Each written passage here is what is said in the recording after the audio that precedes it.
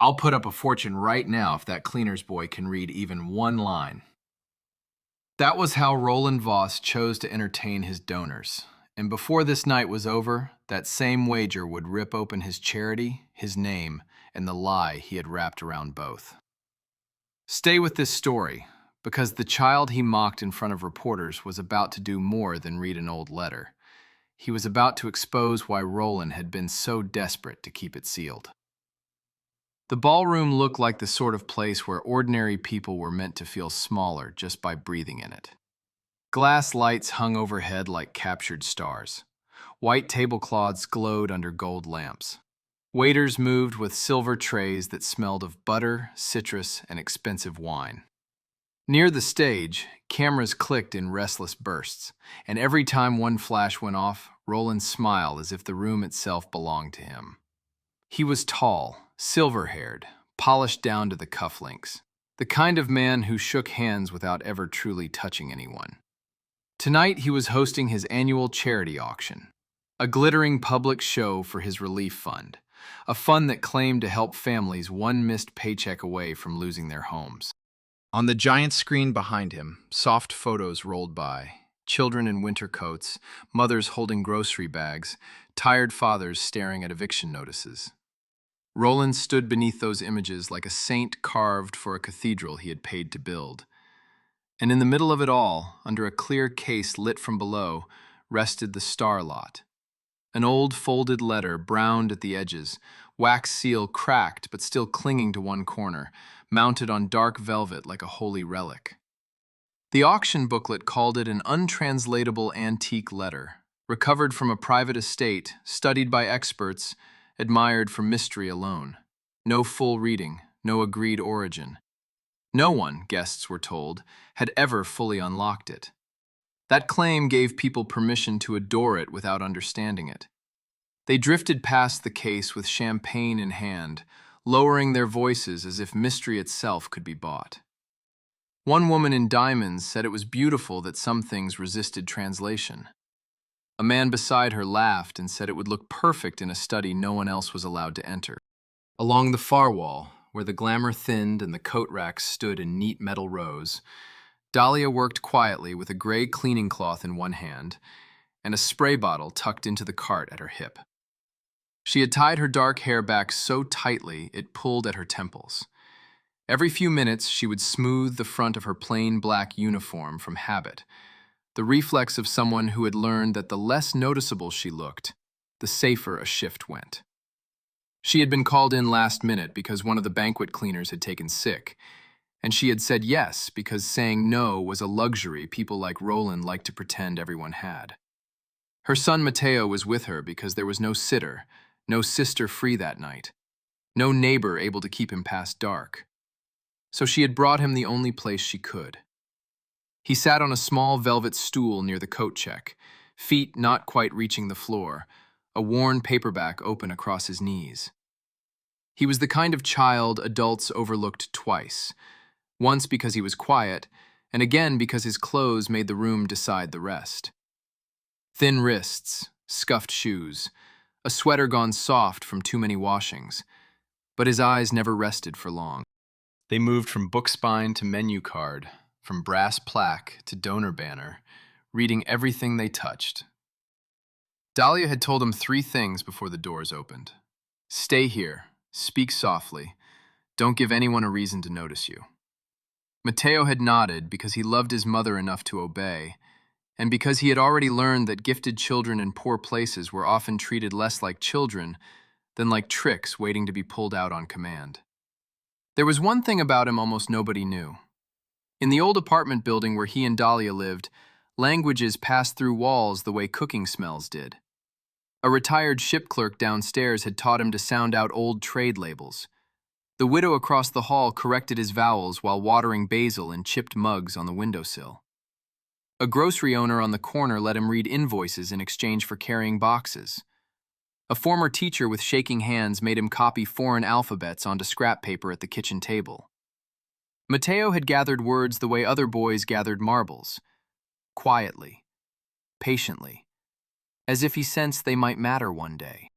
That night, while donors circled the display and Roland worked the room with his public smile, Mateo lifted his eyes from his paperback and looked toward the letter. He frowned, just slightly. The case lights caught on the folded paper. The ink was faded, yes, but not dead. There were different hands there, different systems, different habits, layered together. He stared another second, then whispered, almost to himself, "That's not unreadable." The sentence was soft, barely breath. But in rooms like that, the smallest voice can carry when the wrong man is nearby. If you want to hear how one quiet boy brought a room full of rich laughter to a dead stop, make sure you're subscribed. Roland heard it. Of course he did. Men like him were trained to hear any sound that might threaten the script they had written for the evening. He turned his head with that practiced smile still on his face, though it had sharpened at the edges, and looked past the donors, past the display case, straight toward the coat racks where Mateo sat with the paperback across his knees. For 1 second, the room kept moving. Glasses clinked, auction staff whispered into earpieces, a violin track hummed through hidden speakers. Then Roland lifted one finger, and the people nearest him went politely still. "What was that?" he asked, loud enough for several heads to turn. Mateo's shoulders tightened. Dahlia was already moving toward her son, her rubber-soled shoes making almost no sound on the carpet. "Nothing, sir," she said quickly. "He didn't mean anything by it." But Roland had heard enough to smell entertainment. He crossed the floor with the lazy confidence of a man who had never once in his life been told no in front of witnesses. Guests parted for him automatically, some smiling before they even knew why. The scent of his cologne reached Dahlia before he did, crisp and expensive, layered over the warm smell of roasted meat and polished wood. He stopped beside Mateo and glanced down at the boy's book as if it were a prop in a joke he was about to tell. "You said the letter can be read?" he asked. Mateo looked at his mother first. Dahlia's eyes were all warning. Stay quiet, let it pass. He swallowed and answered in the smallest voice he could manage. "I said it didn't look impossible." A few nearby guests chuckled. Roland let the sound breathe, fed it with a grin, then bent slightly lower as though indulging a charming pet. "And what makes you an authority on that?" Dahlia stepped in again, one hand already reaching for Mateo's shoulder. "He just likes books, that's all. I'm sorry. I'll take him to the service hall." She said it fast, almost under her breath, because humiliation had taught her speed. But Roland straightened and looked beyond her, already playing to the growing circle. No, don't rush this away.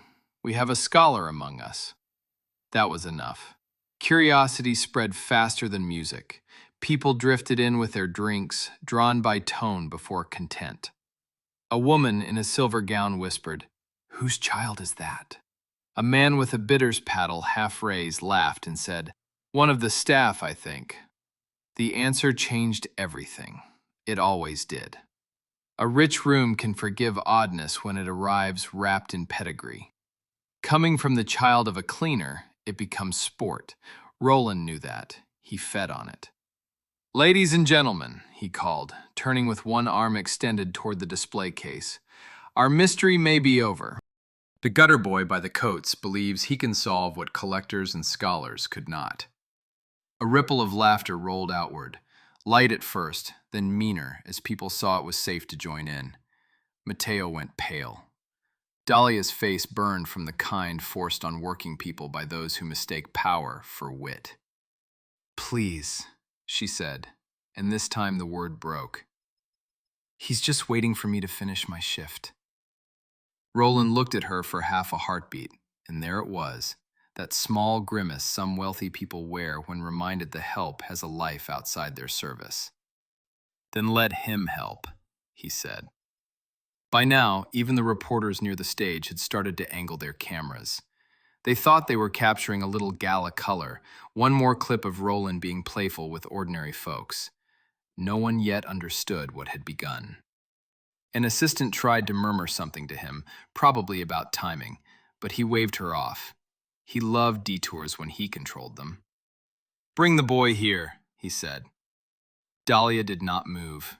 Mateo didn't either.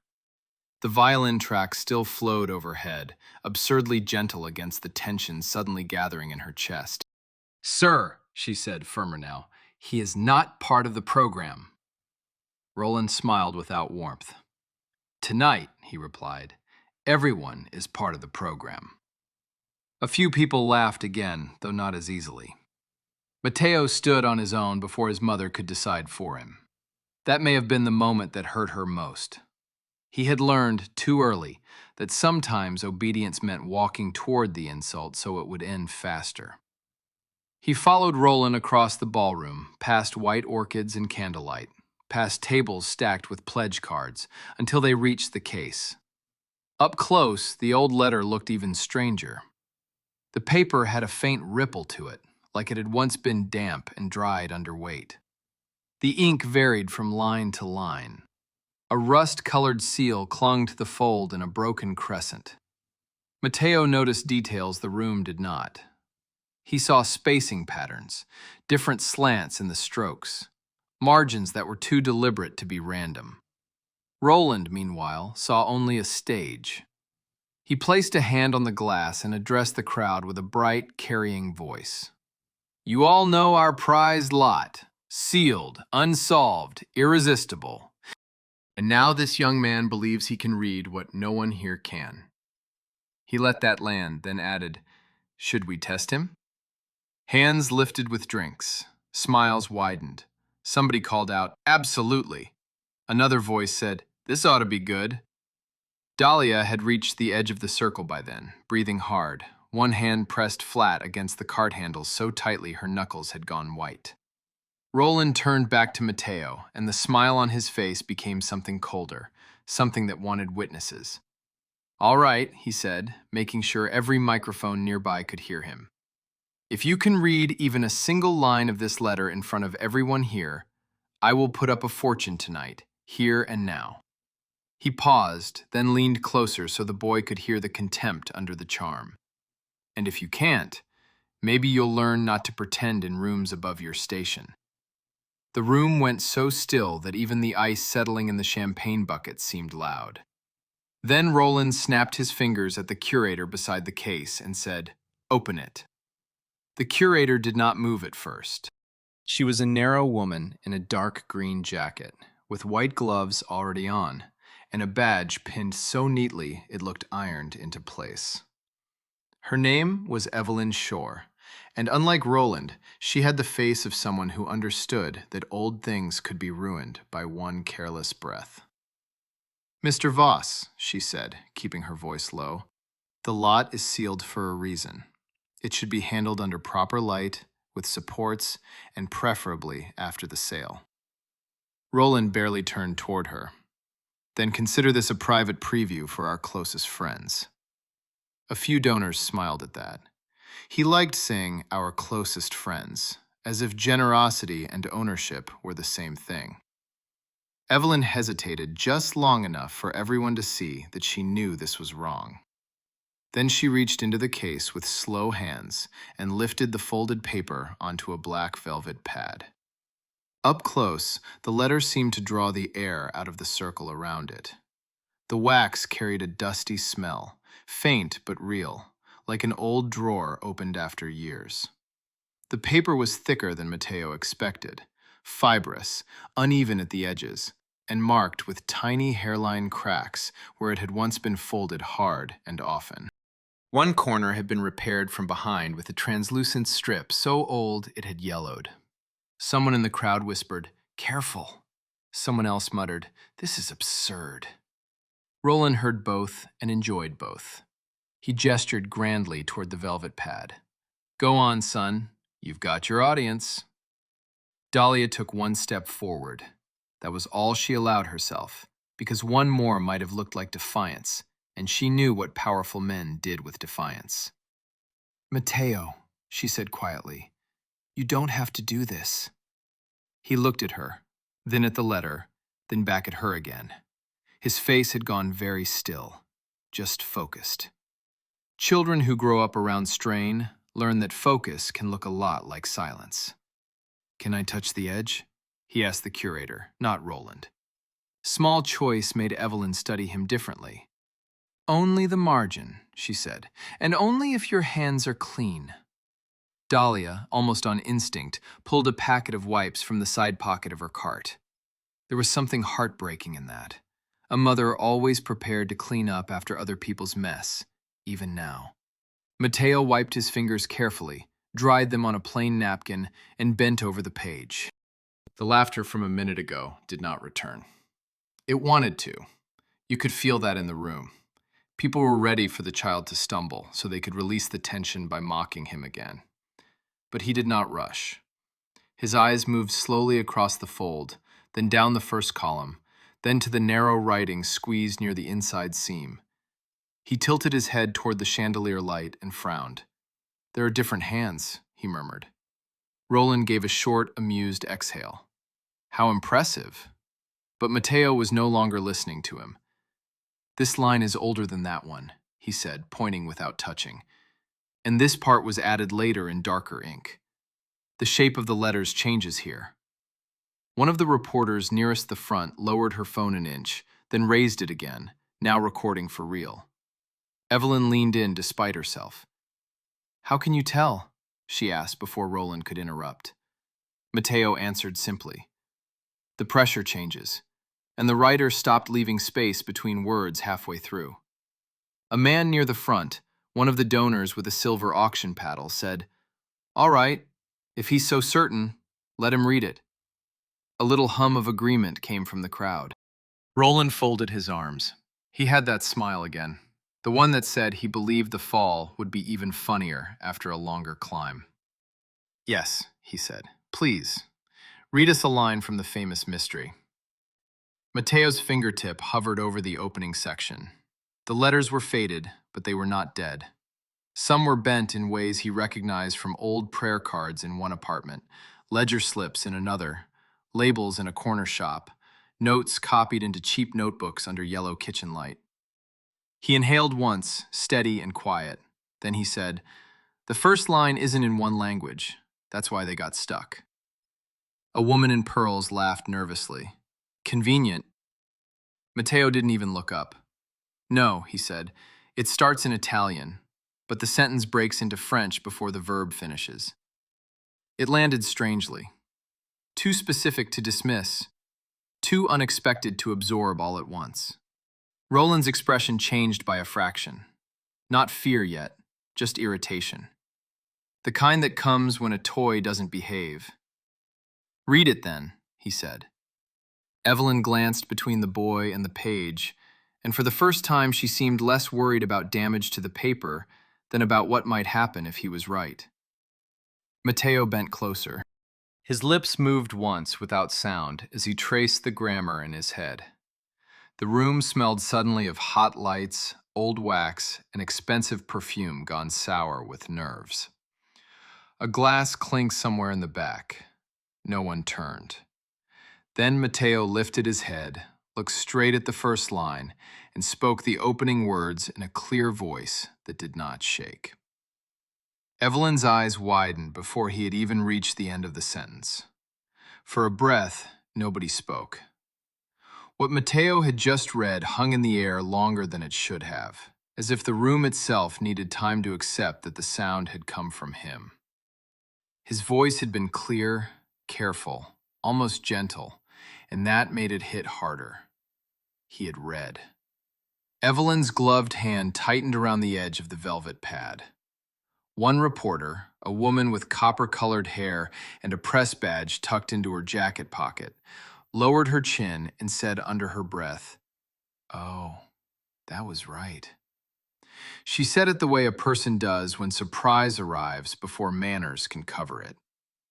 Roland recovered first, but only on the surface. "Well," he said, with a little laugh that rang too bright, "memorizing one phrase from somewhere is not the same as reading."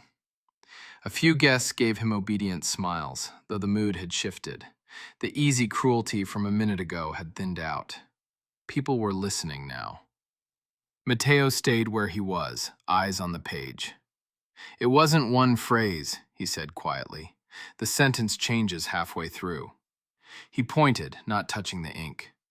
It starts with an Italian address, then the writer switches into French because the next idea uses a legal term that fits better there. Evelyn looked down exactly where he indicated. Her lips parted. She did not say yes. She did not need to. Her silence did it for her. Roland's jaw moved once, a tiny motion, gone in a flash, but cameras love that kind of crack. Then translated, he said. He meant it like a trap. He still believed more words meant more chances to fail. Mateo nodded once and gave the line in plain English, slowly enough for the whole circle to follow. It was not dramatic language. That was the first chilling thing about it. The old sentence sounded practical, almost businesslike, the sort of line written by someone arranging a matter they did not want fully understood. To the one holding the account, Mateo said, keep the household name in one ledger and the relief disbursements in another. A murmur passed through the front row, very small, very human. Those were not the words of a love letter or a private prayer. Those were the words of money being moved. Roland stepped in at once. That could mean anything, he said. Household, estate, expenses. Old documents are full of vague phrases. But he was talking too quickly now. The room heard it. Dahlia heard it most of all. She had spent enough years around strained men to know the difference between confidence and hurry. Mateo bent closer to the paper and continued before Roland could build back his control. This time, he did not stop at the line break. He followed the sentence into the next section, where the writing changed angle and narrowed in the margin. He read the French portion first, then gave the sense of it in English. Do not let the charitable registry carry the same signatures as the acquisition file. No one laughed at that. Even the violin track overhead, still drifting from the hidden speakers, now sounded foolish, like music from the wrong scene. The reporter with the copper hair had her phone held high. Beside her, a man from one of the financial magazines began writing in a paper notebook instead of staring at his screen. Old habit. Serious habit. Near the back, a donor in a navy tuxedo frowned and asked nobody in particular, "Did he say acquisition file?" Another man answered, "That's what he said." People had stopped looking at Mateo as if he were a novelty and started looking at Roland as if they needed to recalculate him. That was the beginning of the danger. A child proving talent is one thing. A child reading business language into a charity gala is something else entirely. Evelyn cleared her throat. "There are at least 3 hands on this page," she said, almost to herself, "and he's right about the shift." She lifted her eyes toward Roland, and though she kept her posture proper, there was strain in her face now. The margin note and the main body are connected. Roland turned to her with the smile of a man warning someone to remember who signs checks. "Evelyn," he said, smooth as lacquer, "let's not get carried away by a party trick." Party trick. He chose those words because they gave the crowd permission to retreat into cynicism if they wished. It almost worked. Almost. Then Mateo spoke again. "This next part is not French," he said. "It changes after the seal break." He angled the sheet slightly toward the chandelier light. His pupils narrowed with concentration. "Spanish," he murmured. Then, after half a second, "No. Spanish first, then a line in Portuguese folded into it." He read a short passage aloud, the sounds flowing with a steadiness that made several people lean in before they realized they were doing it. He moved through the turn in the sentence without stumbling, then gave the translation. "The family must be told the item is under preservation review. Delay them until title transfers clear." This time, the murmur was louder. Somebody said, "Family?" Somebody else said, "What family?" Roland's color did not leave all at once. It began around the mouth. Dahlia felt it then, the thing mothers feel before the room catches up, the moment when mockery starts curdling into threat. A waiter near her nearly dropped a tray because he was staring. The smell of champagne and wax and hot electrical lights seemed sharper now, almost metallic. Mateo did not look triumphant. He looked puzzled, which was worse for Roland. A liar enjoys being believed. An honest child simply keeps reading. Roland took one step closer to the velvet stand. "That's enough," he said. And there it was at last, the first real crack in his public voice. "You've made your point." But Mateo, still tracing the lines with his eyes, frowned at a cluster of darker ink lower down the page. "No," he said softly. "I haven't reached the part with your name yet." That sentence hit the room harder than the earlier ones. People could dismiss a gifted child. They could smile at a strange talent and tell themselves it meant nothing. But a child who says, in front of cameras, that the host's name is inside the old letter on display at his own charity auction, that changes the air. It was still warm under the chandeliers, still scented with wax and wine and roasted food, but now there was another smell too, the sharp, invisible scent of nerves. Roland's hand, resting near the velvet stand, curled once at the fingers. "My name?" he said, and he gave a laugh that came out brittle. "Now we're entering fantasy." Mateo didn't answer him right away. He kept his eyes on the page, following the darker line of ink near the lower fold. When he finally spoke, it was in a different sound altogether, deeper in the throat, more clipped at the edge. Several guests blinked, as if the voice coming from him had changed shape.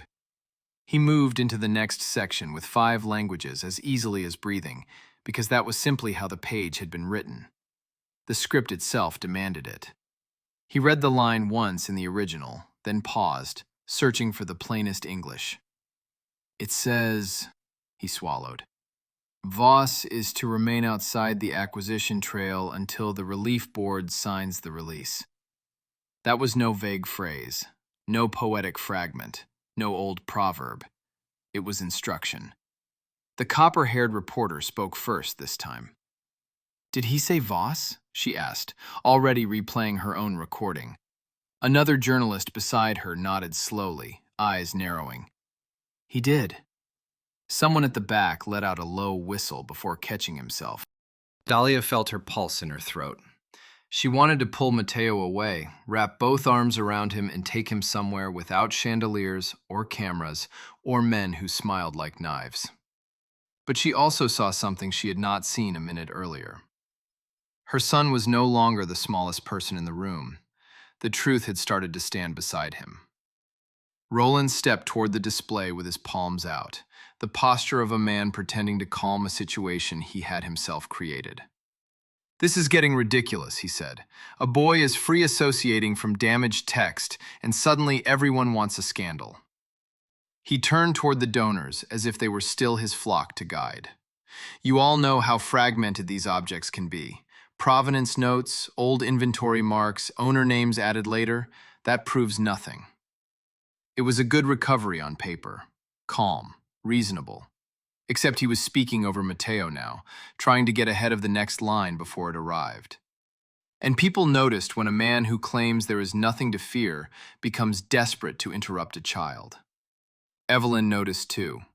Her whole body had changed. She was no longer standing beside Roland as part of the evening's machinery. She was angled toward the letter, toward the page, toward the words. "There is no inventory notation here," she said quietly, but the hush carried her voice farther than she expected. "This section is continuous with the prior hand. It's not a label. It's text." Roland shot her a look so quick and cold that a few people physically shifted where they stood. A donor near the front, a heavy-set man with a red pocket square, muttered, "Then let him finish." The words were simple, but they mattered. The room had begun, however slightly, to side with the boy. Mateo drew one careful breath and continued. The next lines moved through another linguistic turn, one of those cramped, buried transitions that made scholars give up when they lacked patience. But he did not give up. He followed the writer's trail the way a child follows chalk marks on a wall. "Keep public accounts bright," he translated, "and move the burden through private custody until the family yield is secured." He stopped there, frowned, then reread one cluster of words under his breath. Evelyn leaned closer. "What is it?" she asked. Mateo pointed to a blot where the ink had feathered. "I thought it said annual, but it says ancestral."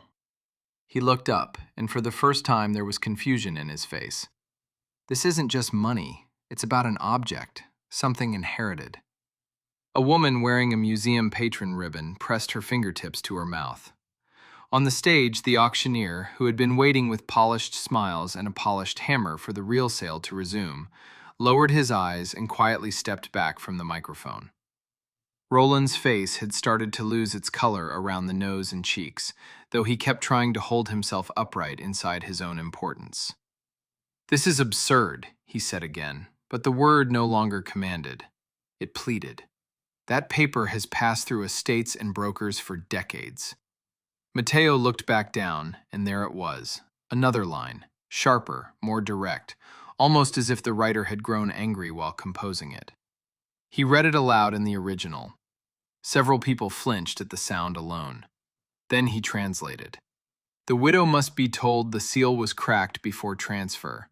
If she insists the heirloom is hers, delay with legal charity review." This time the reaction was immediate. Gasps. One sharp, "Oh my God!" from somewhere near the center. A glass stem snapped in somebody's hand, not from violence, just pressure. The tiny crack rang out like a bell. The room understood that sentence without help. There was a widow, there was an heirloom, there had been delay, and the charity Roland wrapped around himself like a halo had been used as part of it. The copper-haired reporter was already speaking into her phone, low and fast. "Get me archive on any estate dispute tied to Voss relief acquisitions," she whispered, "especially anything involving probate, widows, heritage property, family claims." Beside her, the financial journalist had stopped writing and was staring overly now. Even the waitstaff along the walls were no longer pretending not to hear.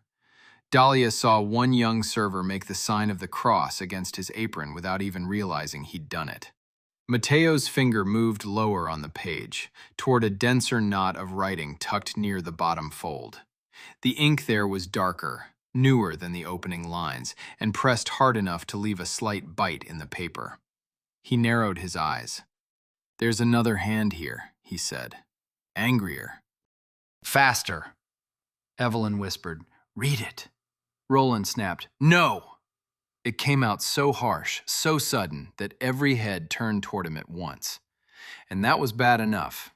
Then Mateo looked at the next line, and softly said the surname written there was not Voss. It was his mother's. The name seemed to strike Dahlia harder than anyone else. She had been standing with one hand pressed against the handle of her cleaning cart, holding herself together by force, but when Mateo said it, her fingers slipped. The wheels gave a soft squeak across the carpet. "What did you say?" she asked, and for the first time, her voice carried into the room without apology. Mateo looked up at her, startled. "It says Marin," he said. "Your name." The last word came out small, because he had not meant to drag her into the center with him. He had only read what was there. Around them, glasses hovered halfway to lips. Eyes moved from the letter to Dahlia, then back again. A name had turned the scene personal, and that made people listen in a different way. Roland seized on that at once. "Marin?" he said with a short shrug. "There are thousands of Marins. This is exactly how hysteria starts." He spread his hands toward the donors, trying to flatten the moment back into coincidence. "A common surname in an old letter proves nothing. We are drifting into theater." But his voice was too quick again, and he had made a mistake. He had called it theater while everyone in the room had just watched a child read language after language without missing his footing. That sort of contempt can work when the powerless stay powerless. It starts to rot the speaker the second the facts begin to stand up. Dahlia had gone pale in a different way now. Recognition of a sound she had not heard in years, spoken aloud in a place it had no business being. "My mother's family was Marin," she said, almost to herself. "My grandmother, too." She was rummaging through memory in front of strangers. The copper-haired reporter swung toward her so fast her heel clicked on the floor. "Your family?" she asked. Dahlia blinked, as if she had only just remembered there were microphones nearby. "I don't know what this is," she said, shaking her head. I just know that name." Then, after a beat, she added, "My mother used to talk about a letter. Not this one, another one." About papers, delays, a house that was never meant to leave the family. The room tightened again. Mateo lowered his eyes to the page and found the line that held the name. The darker hand there was quicker, slanted harder, as if whoever wrote it had stopped caring how neat the truth looked. He read the sentence in the original first, then translated carefully, word by word, giving each part space to land. "Widow Elena Marin rejects the charity valuation," he said. A sound went through Dahlia like a swallowed cry. He looked up at her again. "Was your grandmother Elena?" Dahlia's mouth opened, but no answer came for a second. Then she nodded once. Very small, very visible. A donor near the front whispered, "Jesus." Another said, "Heirloom family." And just like that, the old letter in the glass case stopped being a decorative puzzle from someone else's tragedy. It had walked into the room wearing a cleaner's black uniform. Evelyn turned toward Dahlia with her face drained of all auction politeness. "Did your family ever file a claim?" she asked. Dahlia let out a breath that trembled on the way up. "I was a child. I remember adults arguing in kitchens. I remember my grandmother saying some charity office kept asking for more proof. I remember a box of photographs and one silver-framed document she used to wrap in cloth." She looked at the page as if she might force it to become something less dangerous. "After she died, my mother said the case was over, that the house was gone, the things were gone, and we were done wasting hope." The last phrase carried years inside it. People heard that too. Roland stepped forward again, too close now to the velvet pad for comfort. "This is outrageous," he said. "A coincidence of names and a half-remembered family story do not rewrite ownership." He looked toward the board members clustered near the stage, hungry for backup. "You all understand that, surely?" One or two shifted, but no one jumped in quickly enough. That silence was beginning to punish him. The financial journalist flipped back through the gala booklet with his thumb and then stopped. "Roland," he said. "No title, no warmth. The catalog says the source estate requested anonymity." Roland looked at him sharply, as many private estates do. "Yes," the man said, "but now we have a widow's name on the page, a possible family match standing here, and instructions about delaying title transfer through a charity review." He tapped the booklet. "That stops being charming." Mateo had not reached the end of the paragraph. He knew that because the grammar had not closed. The sentence was still leaning forward into another clause. He bent lower. The paper smelled dry and old, with that faint iron note deep in the ink. His eyes tracked the writing under the fold, where one cramped note crossed another at an angle. "There's more," he said. Roland snapped. "No!" Evelyn answered before the boy could. "Yes," she said, firmer than anyone had yet heard from her. "There is." She shifted the velvet pad slightly so the lower section could catch the light. Cameras followed the motion like birds turning midair. Mateo read the next phrase silently once. His face changed, something heavier. A child's expression when he sees adults have built a lie too large to climb over. "This part says why they stalled her," he said. Dahlia closed her eyes for half a second. The room had gone quiet enough to hear the refrigeration hum from the wine station across the hall.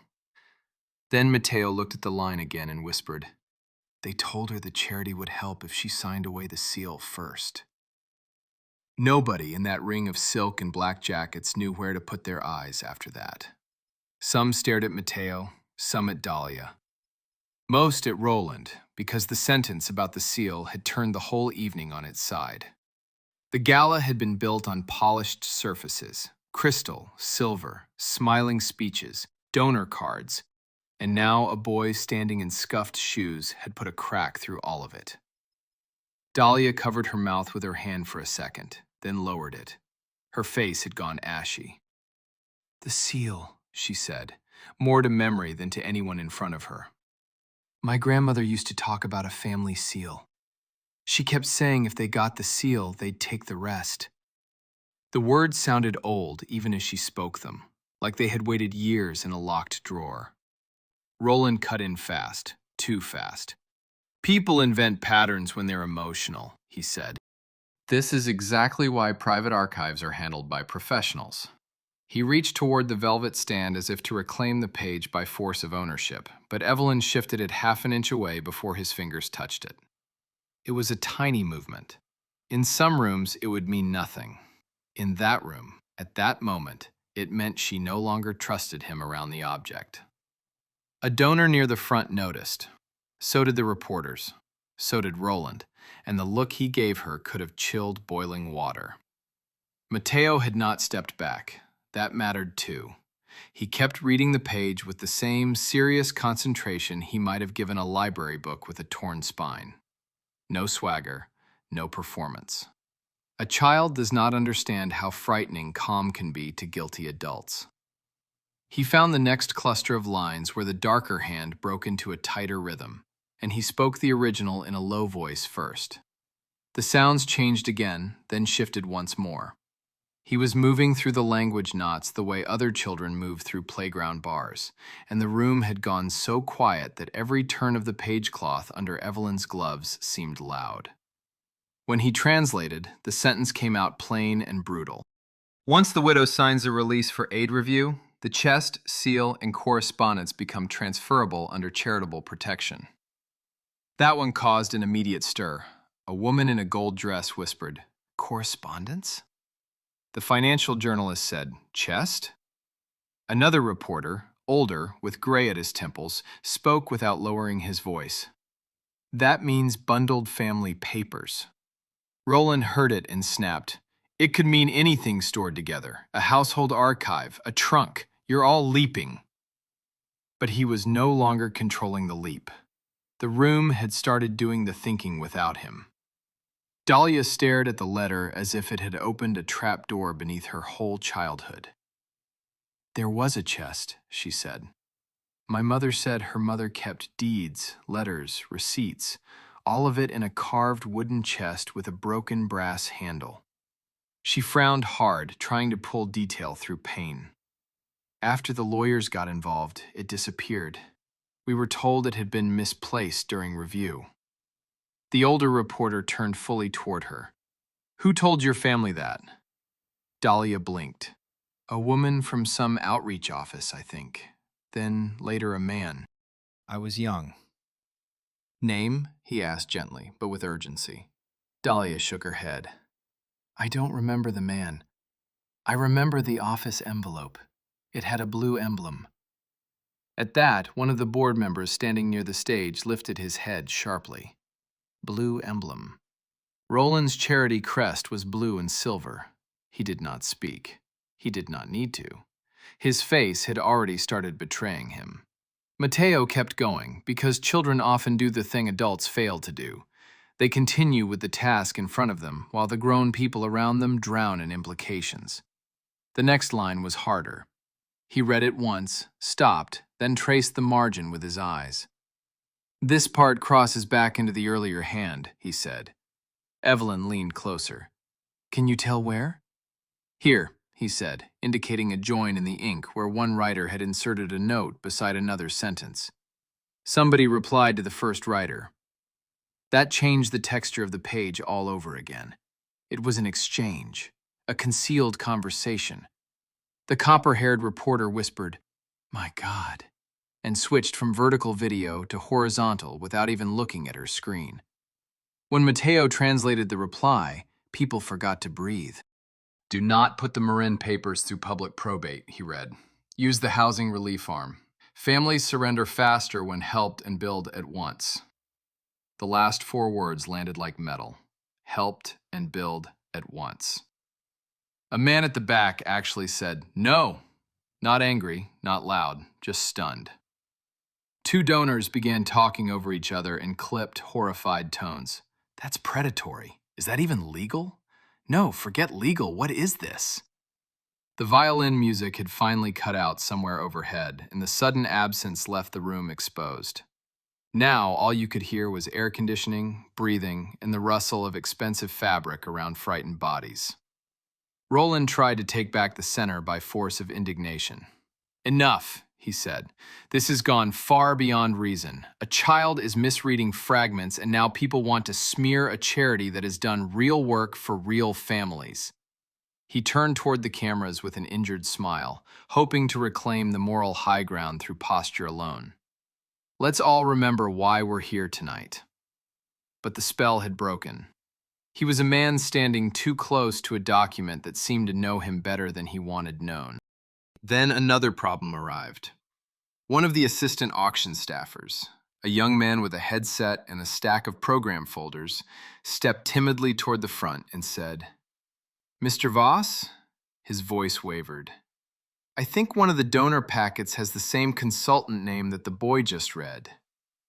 Heads turned so sharply it was almost comic, except nothing about the moment was funny anymore. "What consultant name?" the gray-templed reporter asked. The staffer looked down at the packet in his hands. "Belmere Heritage Recovery." Mateo's eyes dropped back to the page at once. He scanned the line he had just finished, then the next one below it. His face tightened. "That name is here too," he said softly. And when he lifted his head, there was something in his expression no child should ever have to carry in a room full of rich adults. "It says Belmere wasn't hired to preserve the heirloom," he said. "It says they were paid to make it disappear." That sentence did something no accusation had managed to do yet. It made the room stop doubting the paper and start doubting the man who had put it on a pedestal. Belmere Heritage Recovery was not some stray name drifting out of an old estate record. It was printed in the glossy donor packet lying on half the tables in the ballroom that very night, listed under Preferred Preservation Partners in neat blue type. Several guests were already flipping pages with stiff fingers, the paper making a dry, nervous flutter under the chandeliers. One woman held the booklet so close to her face that her lipstick brushed the margin. "It's here," she said. "Page 9. The financial journalist reached for a copy, found the listing, and read it aloud with the clipped calm of a man who knew calm could be more devastating than outrage. "Belmere Heritage Recovery. Strategic Conservation and Chain of Custody Services." He looked up at Roland. "You brought them into the room yourself." Roland's smile came back, but this time it looked assembled rather than natural. "Because they are reputable," he said. "Or were, until tonight's little performance turns every ordinary business relationship into a crime scene." He had started calling it a performance whenever the truth gained weight. That was his trick now. If he could reduce the boy to spectacle, perhaps he could keep the document from becoming evidence. But the trick was wearing thin. The older reporter had already stepped closer to Mateo to hear every syllable. "Read the full line again," he said. Mateo did. He read the original first, then the translation, steady and careful. Belmere had been paid to make the heirloom disappear. No one laughed this time. No one even pretended. Evelyn took the donor booklet from a nearby table and set it beside the velvet pad without taking her eyes off the letter. "The wording matches the field described here," she murmured. "Custody, preservation, transfer." She was not defending Roland anymore. She was building a bridge between what the gala claimed and what the page confessed. Another detail emerged. Mateo, scanning lower, noticed a cluster of figures tucked beside the Belmere line, squeezed in the margin by the darker hand. "There are amounts," he said. "Not written as full totals, split entries." The older reporter leaned in. "Can you read them?" Mateo frowned. "Partly. They're coded with initials, but they repeat next to two phrases." He tracked the first one with his eyes. "Relief reserve." Then the second. "Artifact handling." He swallowed. The same number appears under both. Even the donors who wanted to stay neutral went quiet. A duplicated figure can sound dry to ordinary ears, but in a room full of trustees, board members, accountants, and people who claim to give for the public good, it rang like an alarm. One man near the back, who had spent the evening boasting about a matching gift, said, That would mean the same money was counted twice, another answered, or moved once and named twice. The copper-haired reporter had already started dictating into her phone. Possible internal double booking through Charity Reserve and Acquisitions Channel, she said. Get me corporate records on Belmere and any Voss-linked relief entities. Her voice was low, fast, controlled. She smelled blood in the story now, and not the kind you can wash off a ballroom floor with lemon cleaner and warm water. Dahlia had stopped trying to hide. It was new too. She stood beside her son now, close enough that her sleeve brushed his shoulder. Her breathing was shallow, but her voice, when it came, was steadier than before. I've seen that name in the building, she said. Heads turned. She looked at them one by one, then at Roland. Not Belmere. The phrase artifact handling. Roland's eyes snapped to her. Be careful, he said softly. And somehow that quietness sounded uglier than any shout. Dahlia went on anyway. Sometimes, after events, boxes were left outside the storage office with labels for kitchen returns or table linen replacement, but a few had a second slip taped beneath the first, different paper, different handwriting. One said artifact handling. I noticed because it didn't belong with banquet supplies. The assistant with the headset stared at her. Those went through the service elevator, he said before he could stop himself. Roland's office clearance only. The second he said it, he looked like he wished he could swallow the words back whole. The room shifted again, almost physically. Donors angled away from Roland. Staff along the walls stopped pretending to be invisible. One waiter set down a tray because his hands were shaking too much to carry it. And right there, in that charged quiet, Mateo kept reading. Children do that. Adults freeze, posture, calculate. A child given a task often just continues until the line ends. He found the next section where the writing tightened and rose toward the fold. The language changed once more. Evelyn stared at him with a kind of disbelief that was beginning to look like reverence. He moved through it with 5 languages as easily as breathing, just because the page required it.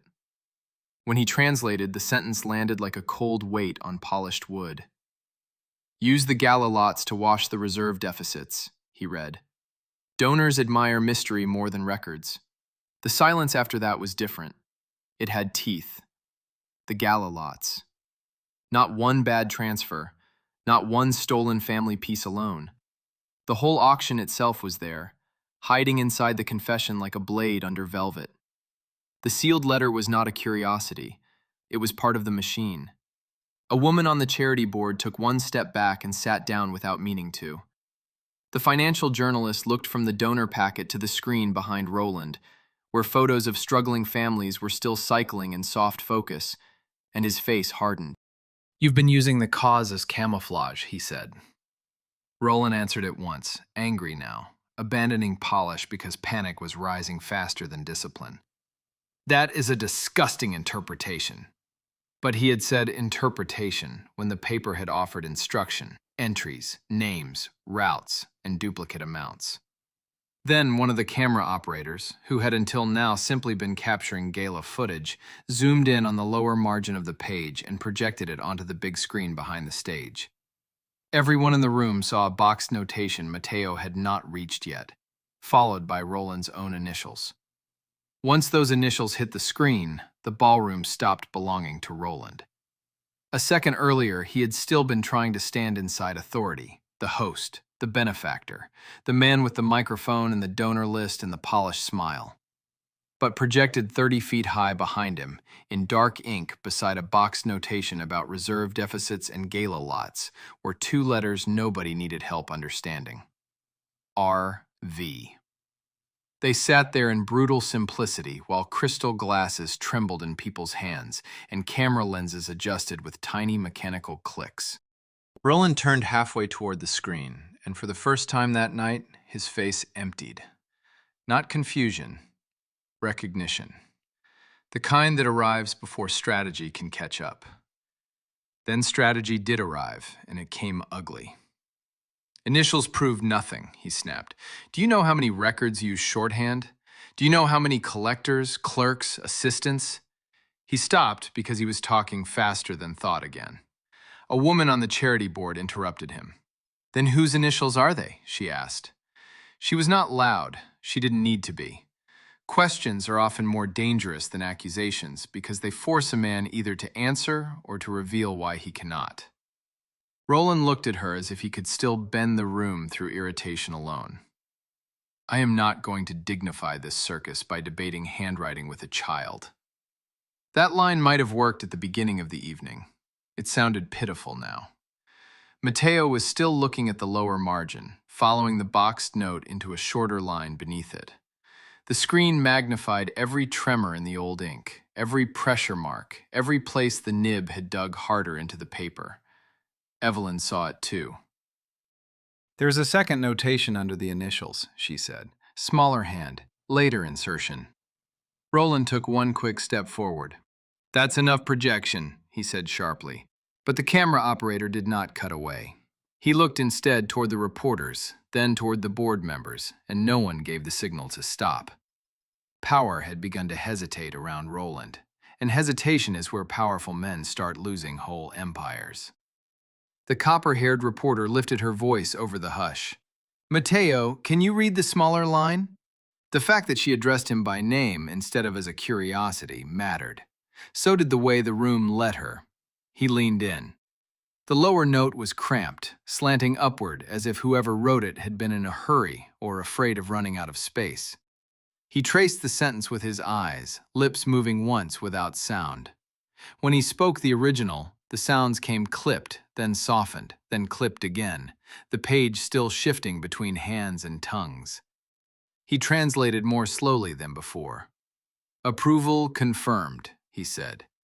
Move the Marin piece after donor cycle closes. Public sympathy protects timing. That one made people audibly recoil. Public sympathy protects timing. It was a monstrous sentence because it turned compassion into a tool, pity into cover, charity into camouflage. Even the people who had wanted to tell themselves this was just one bad transfer could no longer do it. The giant screen behind Roland still showed smiling stock photos from his relief campaign in one corner, and under them sat that line about sympathy being useful. The contrast was sickening. A donor in a velvet jacket whispered, "He used the cause to shield the theft." The older reporter answered, "And to clean the money around it." That phrase moved through the room almost as fast as the first translation had. Clean the money. People began checking their phones, their packets, their messages from assistants. A gala can survive embarrassment. It cannot survive the suspicion that it has become an evidence room. Dahlia had one hand on Mateo's shoulder now, and the other pressed flat against her own ribs as if holding herself upright from the inside. She was crying, but quietly, almost angrily, as if tears were a luxury she resented. My grandmother kept saying they waited until the town felt sorry for us, she said, after the roof damage. After my grandfather died, she said every offer of help came with another paper, another delay, another fee. She shook her head. We thought she was just bitter. We thought grief was making her see patterns. She looked at Roland then, and whatever fear had kept her small in that room started giving way to something harder. She wasn't imagining anything. One of the board members, a retired banker who had spent the earlier part of the evening praising Roland's vision, took off his glasses and wiped them with a napkin, though they were not dirty. Roland, he said, voice dry, did Belmere handle property transfers tied to relief cases? Roland turned on him at once. You are not going to interrogate me in public based on a staged reading. The banker put his glasses back on slowly. Then answer plainly. Roland didn't. He pivoted instead toward Dahlia, toward the weakest person in the room, or the one he still assumed was weakest. You brought him here, he said. You let this happen. It was a revealing choice. Blame. Dahlia stared at him. I brought my son to work because I couldn't afford not to, she said. The room heard every word. You dragged him out to amuse people because you thought poor children are safe to mock. There it was, the truth beneath the financial truth, the social truth, the old sickness under the newer fraud. A few guests looked away then from themselves. They had laughed when Roland called him the gutter boy. They had found it charming when cruelty came dressed in tuxedo manners. Now the same room was learning the price of that kind of laughter. Mateo had not finished the lower section. He kept following the smaller hand as it crossed into another note tucked near the fold. "There's one more part," he said. Evelyn steadied the pad at once. On the big screen, the ink looked almost bruised against the page. Roland saw where the boy's eyes were going, and something in him finally broke clean through the polish. "No," he said, louder than before. "We are done here." He reached toward the velvet stand, just quick. Evelyn pulled it back. Cameras surged forward. A murmur rose. The room understood, all at once, that an innocent man protects his reputation. A guilty one lunges for the paper. And while Roland froze in that half-step of panic, Mateo looked at the last line in the margin and softly said, "This one names the amount." The whole room seemed to lean toward Mateo at once. Even the people who had been trying to keep one foot in denial understood what numbers can do when names and instructions are already in place. A phrase can be argued with. Initials can be dismissed if a man is shameless enough. But an amount tied to a transfer, a reserve, a gala cycle, and a stolen family item, that can turn gossip into structure. Roland knew it too. His breathing had changed. Dahlia heard it before anyone else did, short and controlled, the breath of a man trying not to show panic while panic climbs his throat. "You are not reading that," he said, to Mateo, directly, nakedly, as if command itself could still close a child's mouth. Mateo looked up from the page, startled by the force of it, then back down again. "I can already see part of it," he said. His voice was soft, but it cut because it was true. The line sat right there in the lower margin, boxed on one side by an earlier note and crossed at the bottom by the same darker hand that had named Belmere and Dahlia's family. Evelyn tilted the velvet pad a little more toward the light. On the giant screen behind them, the ink sharpened. People squinted.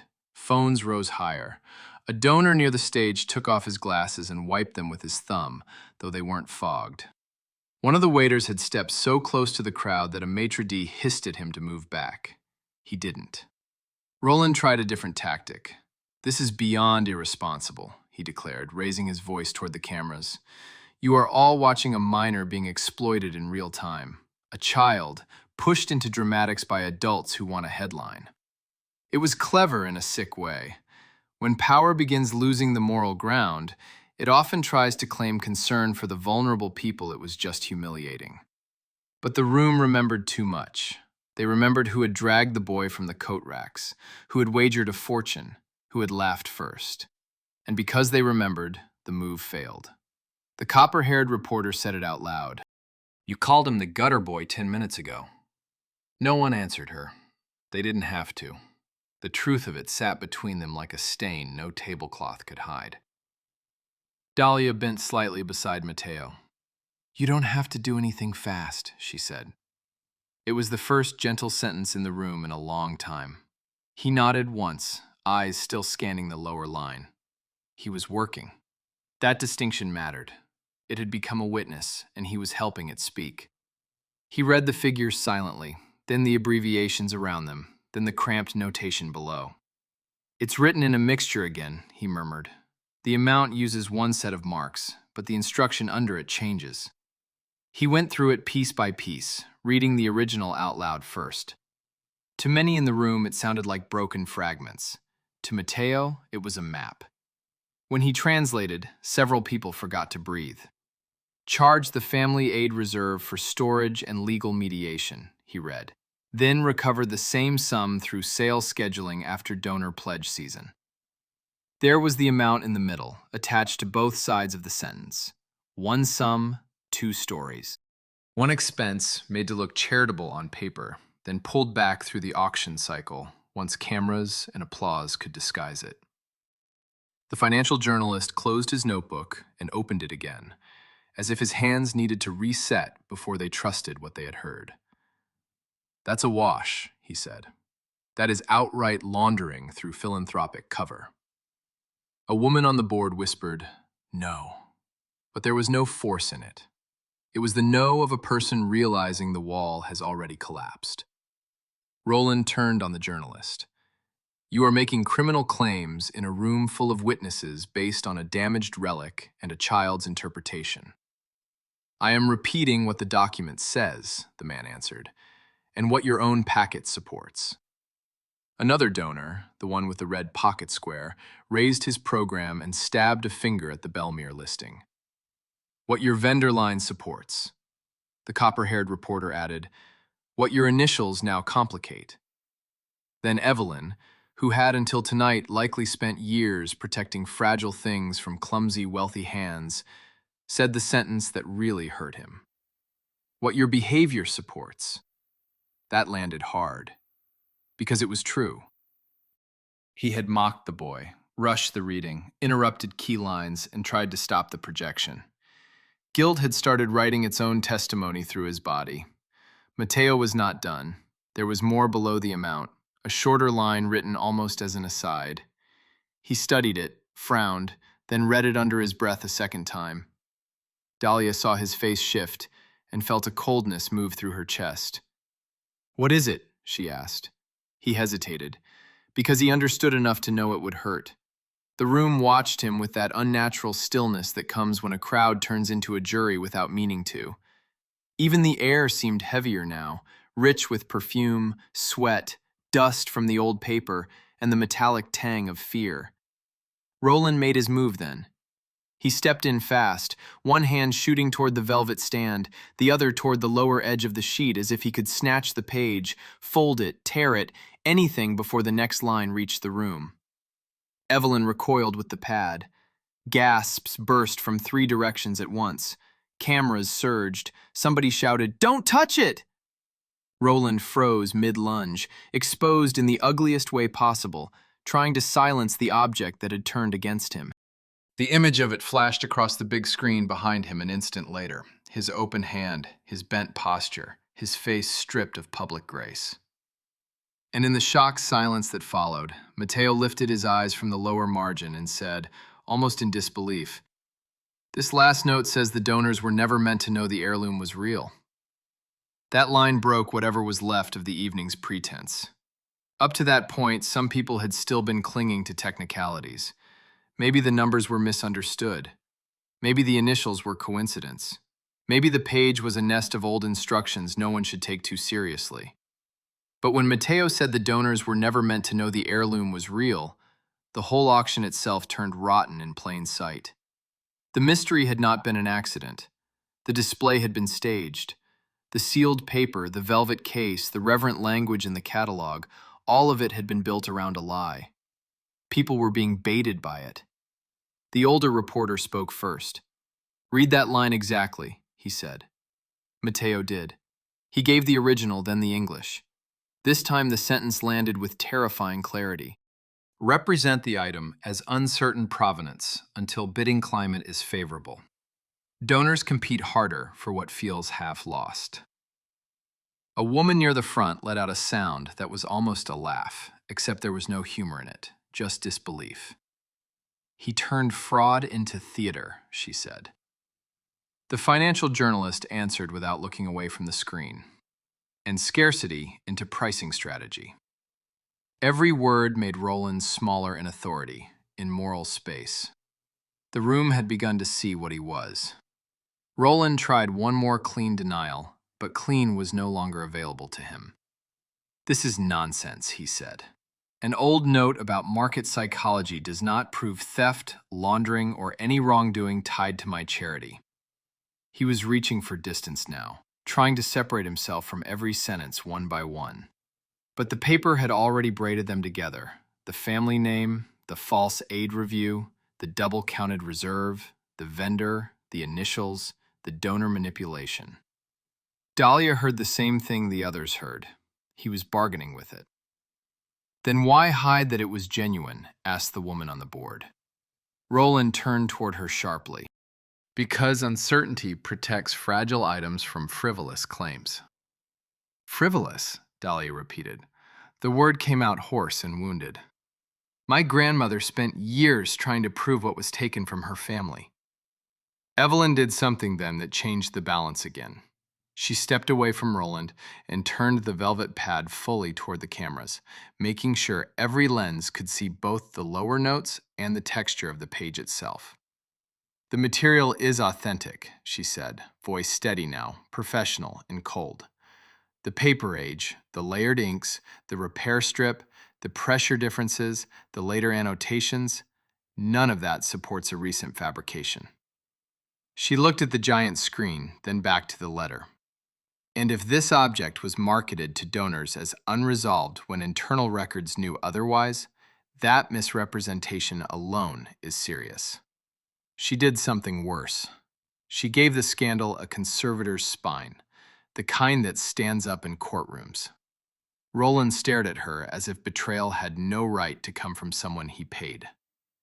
You are speaking outside your role, he said. No, she replied. I am speaking from it. It moved through the room like a current. Even the donors who had been trying to stay above the mess were beginning to understand that the experts in the room were peeling away from the man at the center. One of the camera operators zoomed closer on the lower margin, and now the audience could see the boxed note, the initials, the amount, and beneath it another faint mark almost hidden near the fold. Mateo noticed it at the same time. There's one more line under the donor note, he said. The copper-haired reporter took one involuntary step forward. Can you see it? She asked. Part of it, Mateo answered. It's cramped. The fold cuts through the middle. Evelyn leaned in. Can the page be opened further? For the first time that night, the question was asked to the object itself and to the woman safeguarding it. She studied the brittle crease. Very carefully, she said. If I support the underside. Roland's composure frayed all over again. Absolutely not. The room turned toward him as one. His refusal was too fast, too sharp, too naked. The retired banker on the board narrowed his eyes. Why not? Roland shot back. Because you are all acting like scavengers around a damaged historical piece. The banker didn't blink. You had no trouble opening it when you thought humiliating a cleaner's son would entertain us. It landed harder than a slap would have. A few people actually looked ashamed for themselves. Because they had been entertained. They had laughed. They had let cruelty wear evening clothes and call itself charm. And now the same child they had watched like a circus act was the one person in the room treating the page with care. Mateo stood still while Evelyn slid a support beneath the lower fold. The paper gave the faintest dry crackle, no more than a whisper, but it sounded enormous in the hush. Warm light from above fell deeper into the crease. A faded line emerged, thin and hurried, almost as if the writer had squeezed it in at the last second. Mateo bent closer. Dahlia's fingers tightened on his shoulder. The smell of old paper rose a little stronger now, dusty and faintly sour under the perfume and candle wax. He read the hidden line once without speaking. Then again. His face changed. The room noticed before he said a word. Recognition of something ugly fitting into place. This one is different, he said quietly. It's not about bidding. The older reporter lifted his recorder higher. What is it about? Mateo didn't answer at once. He was following the sentence all the way to the end, checking each turn of phrase, making sure he did not wound the truth by hurrying it. Then he looked up, straight past Roland, and said, It says if the family ever resurfaces, discredit them through the relief office before the press can verify the seal. The words, before the press can verify the seal, changed the shape of the room all over again.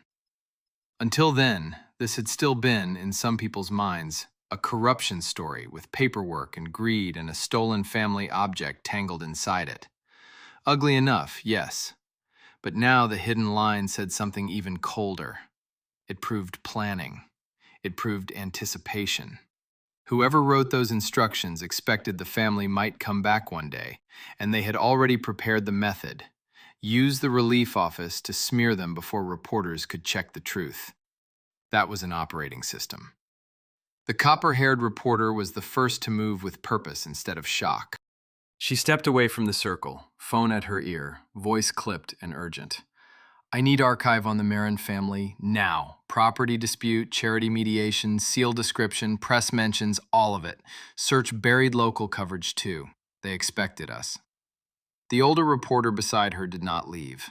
He stayed fixed on Mateo and the page, recorder lifted, eyes hard. Read it again, he said. Mateo did. Slower this time. No flourish, no trembling. Just the sentence laid out clean for the room. Use the relief office to discredit the family before the press verifies the seal. A woman on the board whispered, "That means there was a real seal to verify." Evelyn answered without looking up, and a real reason to prevent it. Dahlia stared at the page as if it might suddenly become merciful. It did not. My grandmother had photographs, she said. I remember one of a ribboned box and a stamp pressed into wax. She used to say the seal mattered more than the frame, more than the papers, because it tied everything together. Her breath shook when she said the last part. When she tried to talk to a local paper, a woman from the charity office called first. My mother told me that years later. They said Elena Marin was confused, grieving, unstable, desperate for attention after financial trouble. The room absorbed that with a kind of sickened stillness. There it was. Character assassination packaged as concern. A charity pretending to protect the public from a widow they themselves had cornered. Roland saw the momentum leaving him and did what men like him always do when facts close in. He tried to widen the fog. People say many things in family disputes, he said. Claims get exaggerated. Memory distorts under loss. That might have sounded thoughtful if his voice had not carried such open strain. The retired banker on the board turned toward him with open disgust now. Memory did not write that line, he said. Your office did. Roland snapped back. You cannot prove that. No, the banker replied. Your initials are on the page. Your vendor is in the packet. The donor strategy is in the note. The reserve duplication is in the figures, and the family name is standing right here. Every sentence he spoke removed another floorboard beneath Roland's feet. Mateo had gone quiet again, scanning the lower fold where the hidden line ended. He was not searching for drama. He was checking if the sentence carried further. There's a short mark after it, he said. Evelyn shifted the light angle with one gloved hand. The giant screen behind them adjusted too, bringing the paper's fibers into harsh view. A stamp? Someone asked. No, Evelyn murmured. More like an abbreviated office code. That detail pulled the journalists in even tighter. Office code meant traceability. Office code meant this could touch records outside the letter. The older reporter asked, Can you make it out? Mateo bent close enough that Dahlia had to steady him with a hand at his back. Maybe, he said. The letters are cramped. He sounded tired now, from the weight of being the room's unexpected witness. Across the ballroom, the giant screen still cycled the gala's branded graphics around the live camera feed. A blue crest, soft slogans about housing relief, smiling stock images of grateful families. That made everything uglier. One donor actually laughed at the screen, a bitter little sound. This is obscene, she said. They dressed predation as mercy. Another guest, who had earlier praised Roland's mission from the podium, quietly removed his charity lapel pin and dropped it onto the tablecloth. The tiny metal click was lost in the room's larger tension, but Dahlia saw it. So did Roland. Every small act of withdrawal was becoming visible to him now, and he hated visibility more than guilt. The assistant with the headset, the same young man who had mentioned the vendor listing, stepped forward again, pale and sweating. There is a code on some of the storage forms upstairs, he said, before he could lose his nerve. All eyes turned to him. What code? Asked the copper-haired reporter, still half on her call. RO-blue, he said. We use it when lots need restricted handling before public display. Evelyn looked up sharply. Restricted by whom? The assistant swallowed. By the executive office. Roland's head snapped toward him. You do not know what you are talking about. But the young man had already said too much to hide behind uncertainty now. I've carried the envelopes, he muttered. I know the stamp. Mateo finally read the cramped mark under the hidden line. It took him 2 tries, and when he got it, his face tightened in a new way. It says R.O. Blue, he said. The assistant went white. The room followed the connection instantly. No genius was required now. The document was speaking to the storage codes. The storage codes were speaking to the office. The office was speaking to Roland. One of the board women put a hand flat on the nearest table to steady herself. That is an internal handling mark, she said. Why would it be on a private confession letter tied to a family claim? No one answered her. Roland couldn't. Then the older reporter's phone buzzed in his hand. He glanced at the screen, and something in his expression changed from suspicion to recognition. I've got a clipping, he said. Local paper, 12 years ago. The room leaned toward him without moving. He read from the phone. Quote, charity representatives declined comment on the claims of widow Elena Marin, saying documentation remained inconclusive and the family seal described by relatives had never been independently verified. He lifted his eyes slowly. That exact language is on the letter, before the article was ever printed. And just as that revelation landed, a voice from near the ballroom entrance called out, shaky but loud enough to stop every breath in the room. I know that seal. My mother drew it before she died. Every head in the ballroom turned toward the entrance. The voice had come from just beyond the main doors, where the hallway lights were colder and flatter than the gold wash inside the gala. For a second, nobody moved. Then the guests nearest the back parted in that instinctive, uneasy way people do when a truth from outside walks into a rich room uninvited. A woman stood there in a plain dark coat, damp at the hem from the night outside, one hand gripping the strap of an overstuffed canvas bag so hard her knuckles had gone pale. She was somewhere in her 40s, maybe older from strain, with tired eyes and hair hastily pinned back. She was not dressed for donor tables or auction paddles or televised speeches. She looked like somebody who had come from work, or from a bus, or from a life that does not stop because wealthy people are entertaining themselves. And that alone made her dangerous in a room like Roland's. Dahlia stared at her first with confusion, then with the stunned, searching look of memory trying to wake up. The woman looked back at her and swallowed. I'm Nora Marin, she said. Elena was my mother. The name moved through the crowd like a current through metal. Mateo looked up from the page, then toward his mother. Dahlia's hand flew to her mouth. Nora? She whispered. It came out half disbelief, half recognition. Your cousin, Nora? The woman nodded once, eyes already wet. We lost touch after your mother moved, she said. I saw the live clip online. Someone sent me the feed when they heard the name. She looked past Dahlia then, straight to the velvet pad in Evelyn's hands. And when I heard him say the seal, her breath caught. I came. The room had gone beyond gossip now. This was family arriving in real time.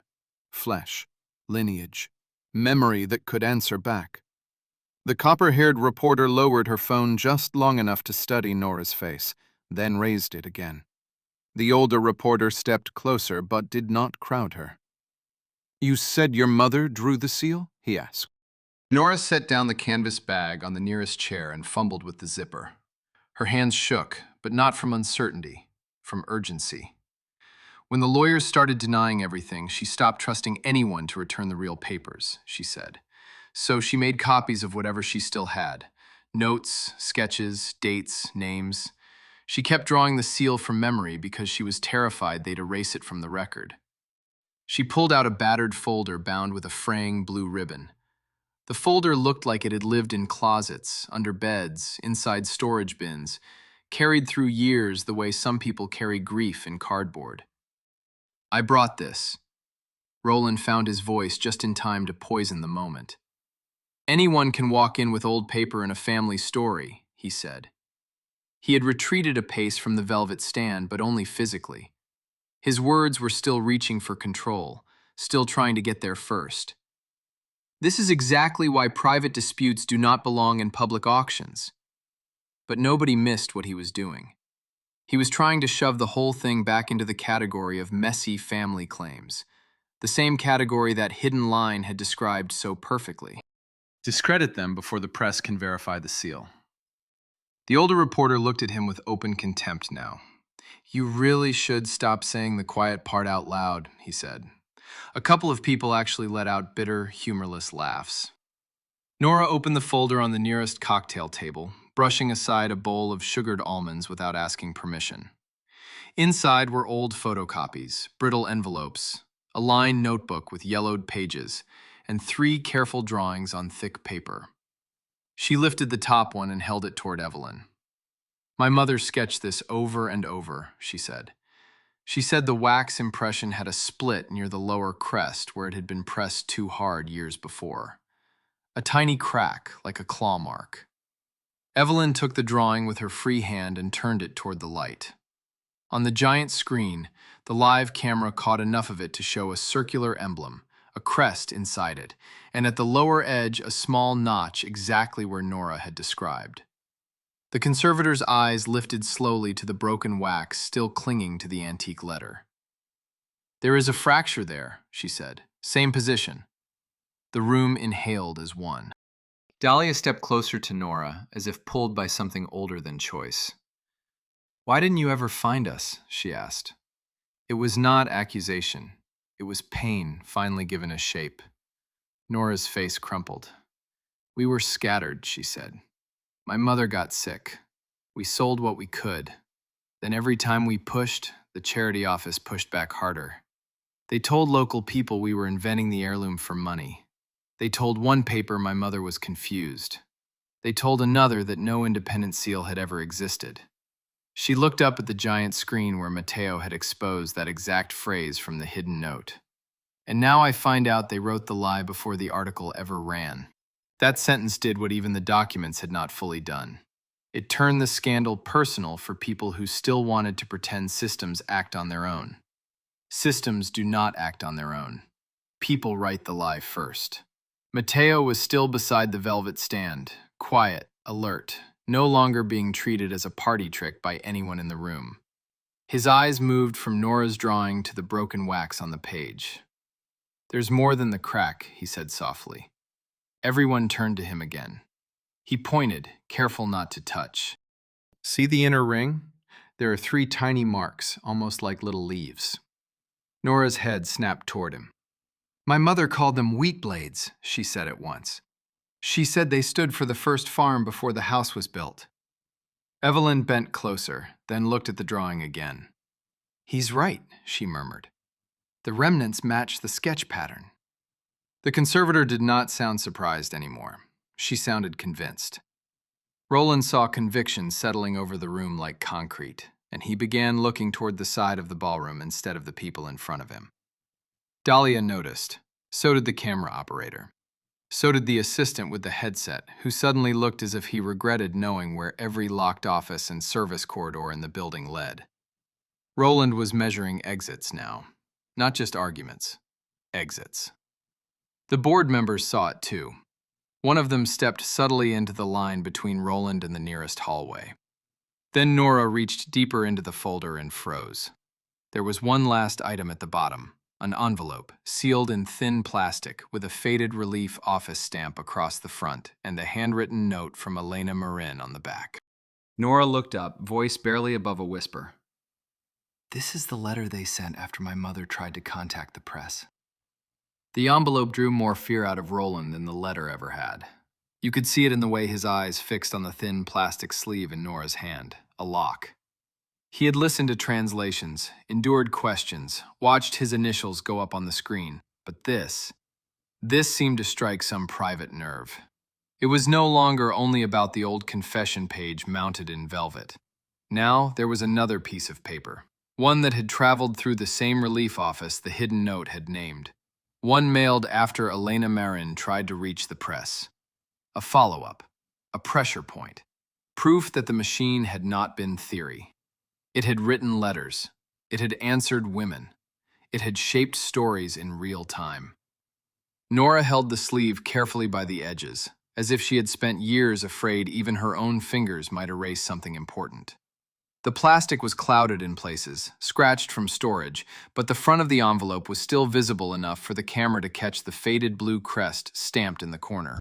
It matched the relief campaign branding that still hung on banners across the ballroom. That detail alone made several people curse under their breath. "This stayed in our family because my mother wrote on the back after she opened it," Nora said.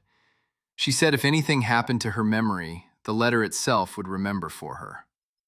There was no performance in her voice. She sounded tired, hurt, determined in the way ordinary people become determined only after too many doors have shut in their faces. Evelyn stepped forward first. "May I?" she asked. Nora hesitated, then nodded and handed it to her. The conservator tilted the sleeve under the light, studying the stamp, the fold lines, the discoloration near the seal edge where adhesive had aged. "It's been opened once and preserved afterward," she said. "No obvious tampering to the outer paper." The older reporter leaned in. "Can we read the back note first?" Nora nodded again. "Please." Evelyn turned the sleeve over. On the back, in faded pen, was a narrow line of handwriting pushed into the corner at an angle. The camera operator zoomed until it appeared behind them all on the giant screen. The words were shaky, but legible enough. Dahlia read them aloud before anyone else could. "He says the article can still be stopped if I sign the revised aid release." Her voice cracked on the last three words. The silence that followed was ugly and intimate. It was a widow receiving a direct message after trying to speak. It was coercion wrapped in the language of help. The copper-haired reporter lowered her phone from her ear and said, "That's witness interference." The retired banker on the board said, "That's extortion by paperwork." Roland opened his mouth to object, but no sound came out at first. He had run through too many versions of denial too quickly. The ballroom could feel him slipping. When he finally spoke, it came out hard. "You have no chain of custody on that envelope. None. A handwritten note on the back proves only that a distressed woman interpreted correspondence emotionally." The sentence was polished enough to sound legal, but morally it was sewage. Dahlia turned toward him so fast her cartwheel squeaked against the carpet. "She wasn't distressed," she said. "She was being cornered," Nora added, sharper. "And you know it, because the note mentions the article, and the hidden line mentions the press before that article was even printed."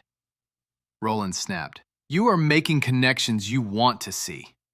Nora stared right at him. "No, we are seeing the connections you thought poor people were too tired to keep."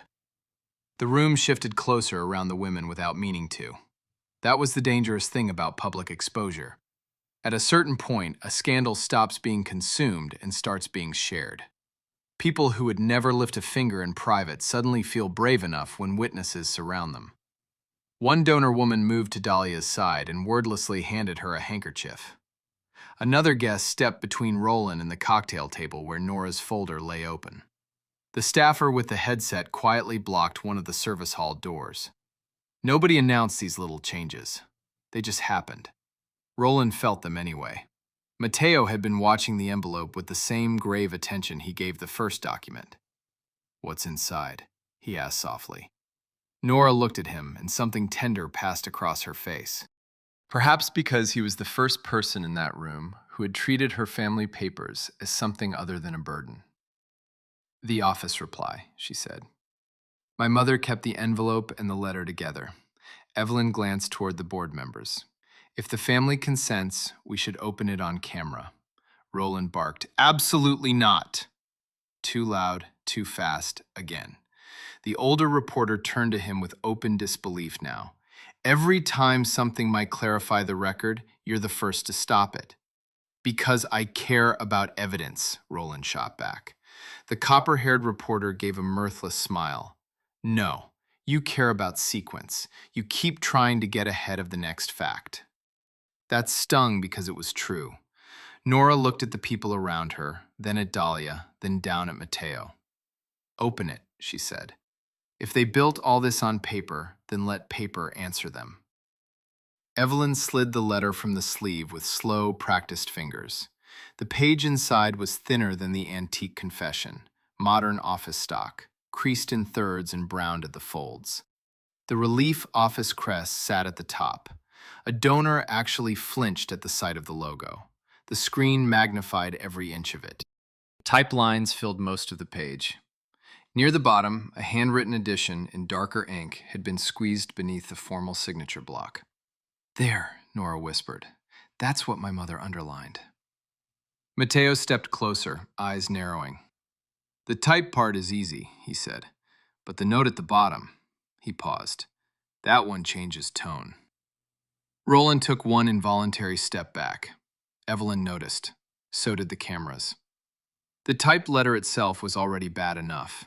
Gentle legal phrases, requests for patience, references to aid eligibility and documentation review. The language of delay dressed up as care. But the handwritten addition was where the real poison lived.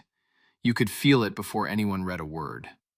Nora had underlined it in red pencil years ago, pressing so hard the mark bit through the paper. Mateo looked from the note to the signature, then back again. This is the same office code style, he murmured. Short forms, internal wording. Dahlia whispered, Can you read it? He swallowed, leaned in, and read the first handwritten phrase under his breath. Then he looked up and said, It mentions the seal, and says the family should be reminded what happens to people who accuse benefactors in public. That threat landed in the ballroom with a different kind of cold. This was punishment. Reputation as a weapon. Fear written by hand beneath a formal office letter, tucked under a blue crest that claimed to stand for relief. A few people actually stepped back from the screen as if the words themselves were unclean. Read it again, the older reporter said, but more quietly than before. Mateo did. He repeated the handwritten sentence, then the typed line above it for context, and the cruelty became even clearer. The official part asked for cooperation. The note beneath it hinted at ruin. It was the language of institutions at their ugliest. One voice for paper, another for pressure. Nora pressed her fist to her lips. My mother circled that part 3 times, she whispered. She said it was the only honest line in the whole letter. Dahlia closed her eyes for a second, then opened them with tears shining but not falling. That's how they do it, she said. They don't scream, they don't break doors. They tell you what could happen if you keep talking, and they let you imagine the rest. A murmur moved through the staff clustered along the walls. The young assistant with the headset looked sick. One of the waiters stared at Roland, then at the branded banners hanging near the stage, as if seeing both for the first time. Roland did what men like him do when the moral ground gives way beneath them. He tried to wrap himself in procedure. A handwritten notation on a family-kept copy is not proof of authorship, he said. Anyone could have added that line later. He sounded more lawyer than philanthropist now, and that alone told the room how far the evening had fallen. The woman from the board who had earlier challenged him folded her arms. Then let's compare the handwriting, she said. Roland did not answer. We have the note on the hidden line, the office code, the signature block, and your own internal handling mark, the older reporter added. You keep saying nothing connects. The trouble for you is that everything keeps connecting. He was right. The antique letter, the relief office note, the Belmere listing, the stored lot code, the article language, each new piece wasn't opening a different story, it was tightening the same one. Evelyn lowered the office letter onto a clean black tray beside the older confession page, then adjusted both so the cameras could catch them together. Side by side, they looked like 2 stages of the same scheme. One was the hidden engine, the other was the public mask. The handwriting beneath the signature block is contemporary to the document, she said after a long look. The ink spread, pressure, and fiber reaction all suggest it was written at the same time, not years later. That was not a courtroom ruling, but in a room starved for certainty, it struck hard. Roland's jaw flexed. "Suggest is not prove," he said. Evelyn didn't even turn toward him. "No," she said, "but patterns prove when they repeat." Mateo, meanwhile, was still looking at the office letter. There was something else there, something his eyes had caught while the adults argued. He pointed near the lower corner. "There's a stamped reference number," he said. Nora leaned in. "My mother told me to keep that page because of the number." The assistant with the headset blurted before he could stop himself. "Those numbers match archived case folders." Every head in the room swung toward him. He froze. "What case folders?" the copper-haired reporter asked at once. His throat bobbed. "Upstairs, restricted records, executive review cabinet." The words hung there. Restricted records, executive review, cabinet. The room no longer needed imagination. It needed keys. Roland saw the danger instantly. "You will do no such thing," he snapped. "Those files are confidential donor and beneficiary records. This mob has no right to them." Mob. There it was. Contempt slipping free again. Because contempt is what was always underneath the tuxedo. Dahlia stared at him with a kind of exhausted clarity. "You called us charity cases when we were useful," she said. "Now we're a mob because we can answer back." That line hit the room so hard that even people who had not yet spoken began to shift openly away from Roland. Donors who had once wanted proximity to his power suddenly wanted distance from his stain. The retired banker drew out his phone and stepped aside, speaking in a low, urgent voice that carried just enough for those nearby to catch. "Suspend all outgoing transfers tied to tonight's lots," he said. "Yes, immediately." Across the room, another board member was already telling someone to halt the auction software. The giant screen flickered once as the silent bidding display froze on item numbers and pledges that suddenly looked ridiculous. Who cared about bid increments now? The star lot had turned into evidence in front of everyone. Even the floral centerpieces, extravagant and overfed in their silver bowls, now seemed indecent. Nora reached into her folder again, searching with shaking fingers through copied notes, old envelopes, and a folded newspaper clipping. "There's one more thing," she said. "My mother wrote down the name of the man who delivered that office letter by hand after the article call." The room stilled. She unfolded a lined notebook page, edges soft from being handled too many times, and stared at a line in Elena's slanted handwriting. She wrote, "Not the director, not the lawyer, the tall one with the cufflink crest." Nora looked up at Roland. That's how she remembered him. Roland's face changed before he could stop it. Only for a heartbeat. But Mateo saw it. So did Dahlia. So did every camera pointed his way. Then the assistant with the headset, pale as linen, whispered, "He still has those cufflinks." And from somewhere near the service hall, a security supervisor's voice crackled over a radio, asking whether anyone should lock the executive office before the press got upstairs. That radio call snapped the ballroom into a new kind of urgency. Until then, the scandal had been unfolding inside the room like a storm trapped under glass. Now it had a door, a hallway, a locked office, and records sitting somewhere above them, waiting either to be preserved or erased. Every person present understood that much at once. The security supervisor's voice crackled again from the radio at the edge of the service hall, asking for direction. No one answered immediately. Roland's silence lasted half a second too long, and in that half second, 3 different things happened. The retired banker told the supervisor, "Lock nothing. Hold the office as is." The copper-haired reporter said into her phone, "Get legal on standby now." And Roland turned, almost without thinking, toward the service corridor he had clearly already been measuring. Dahlia saw him move first. "He's going," she said.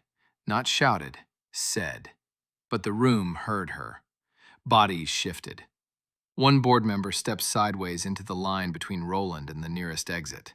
The assistant with the headset, still pale and sweating, took 2 uncertain steps the other way, as if trying to remember whether fear of losing a job outweighed fear of being part of a cover-up. Roland stopped, lifted both hands, and gave a smile so strained it barely qualified as one. "No one is going anywhere," he said. "Especially not with unsecured records being discussed in public. We need calm." Calm. It was always calm with men like him. Calm while others bled quietly. Calm while signatures were weaponized. Calm while widows were slandered through aid offices. Nobody in that ballroom believed him anymore. Nora clutched her folder tighter against her chest. "My mother used to say the second they feel watched, they run to the filing cabinet," she said. The older reporter nodded once, as if the sentence fit too perfectly inside everything already exposed. He turned to the security supervisor, now visible near the service hall, and said, "Do not let anyone enter that office alone." The supervisor hesitated. He was a broad man in a dark blazer, hired to manage gala logistics, not moral collapse. "I need authorization," he said. "You have it," said the banker, "from the board." The air changed again. Public authority had begun shifting away from Roland in explicit, spoken ways. Not only moral authority now, operational authority. Roland heard it, and this time he stopped pretending indignation was enough. "The board does not get to override executive control on the basis of theatrical allegations," he said. "Those records contain protected beneficiary information."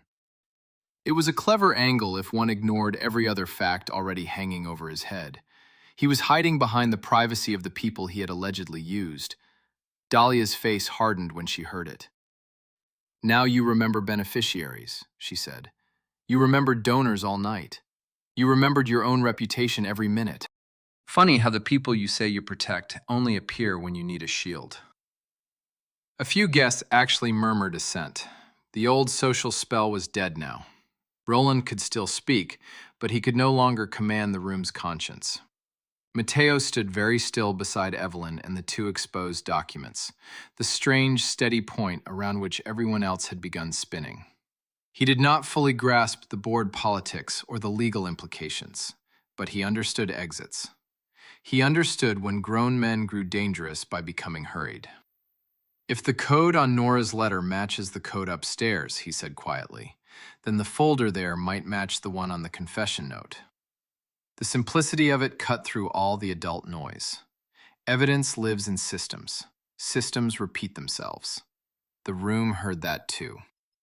The assistant with the headset spoke before courage deserted him. "The executive review cabinet is organized by case number and color strip," he said. "Blue means relief-linked holdings." Every eye turned to him again. "How many blue folders?" asked the copper-haired reporter. He swallowed. "I don't know. A lot." The word "a lot" fell heavy. This was no longer one family, one heirloom, one widow.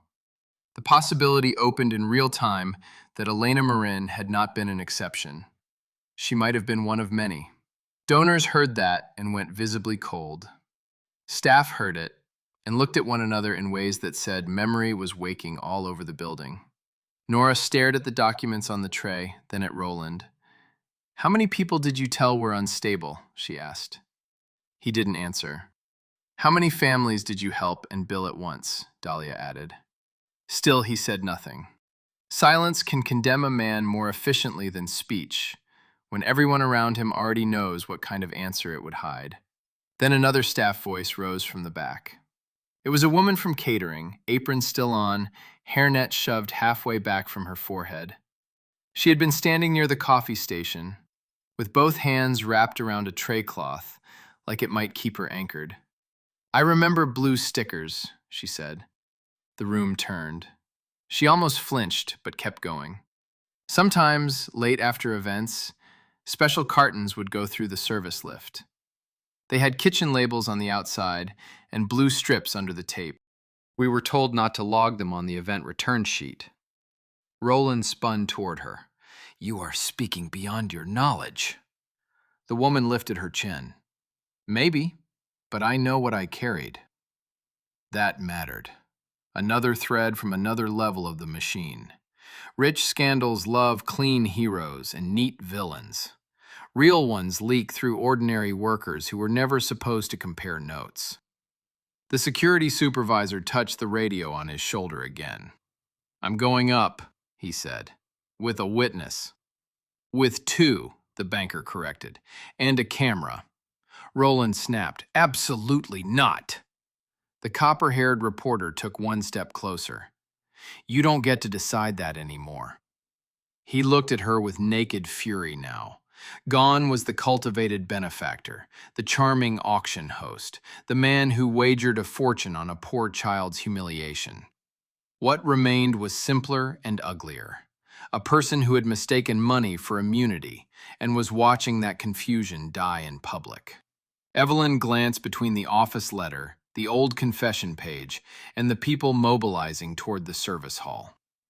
"If those case files exist," she said, "the provenance chain for this heirloom may be upstairs." Nora inhaled sharply. Dahlia's eyes filled again. Mateo looked at the broken wax fragment on the old paper, then toward the corridor as if the next piece of the sentence had moved to another room. And just as the security supervisor reached for the service door, the radio crackled a third time. A shaken voice said, "Sir, the cabinet on executive level is open already." The sentence from the radio hit like a dropped glass. Open already. Not locked. Not waiting quietly behind polished doors. Open. Which meant one of two things, and both were poison. Either someone had started pulling files the moment the room began turning against Roland, or someone inside the building had been ahead of the scandal by minutes, maybe hours. The security supervisor's face changed first, then the banker's, then the reporter's. Roland did not answer. He did something more telling. He went still, completely still. A man caught in surprise often protests. A man who already knows what an open cabinet means goes silent. The copper-haired reporter reacted fastest. "Who opened it?" she shouted toward the radio. Static answered, then the shaken voice again. "I don't know. Drawer 3 is out." "Folders on the floor." The older reporter was already moving toward the service hall. "We go now," he said, "with witnesses." The banker nodded. "Board authorization stands." The security supervisor touched his earpiece and started forward. Two camera operators peeled away from the ballroom crowd at once, shoulder rigs lifted, hungry and grim. This had crossed from scandal into active preservation. Dahlia felt Mateo shift beside her, felt the boy's small body register the change in adult gravity. Things were no longer only being revealed. They were being fought over in real time. Roland stepped into the path without fully appearing to. It was a subtle move, practiced and smooth, the sort of motion that passes for concern until you know what you're seeing. "No one goes upstairs until counsel arrives," he said. "If files are exposed, beneficiary privacy could be catastrophically compromised."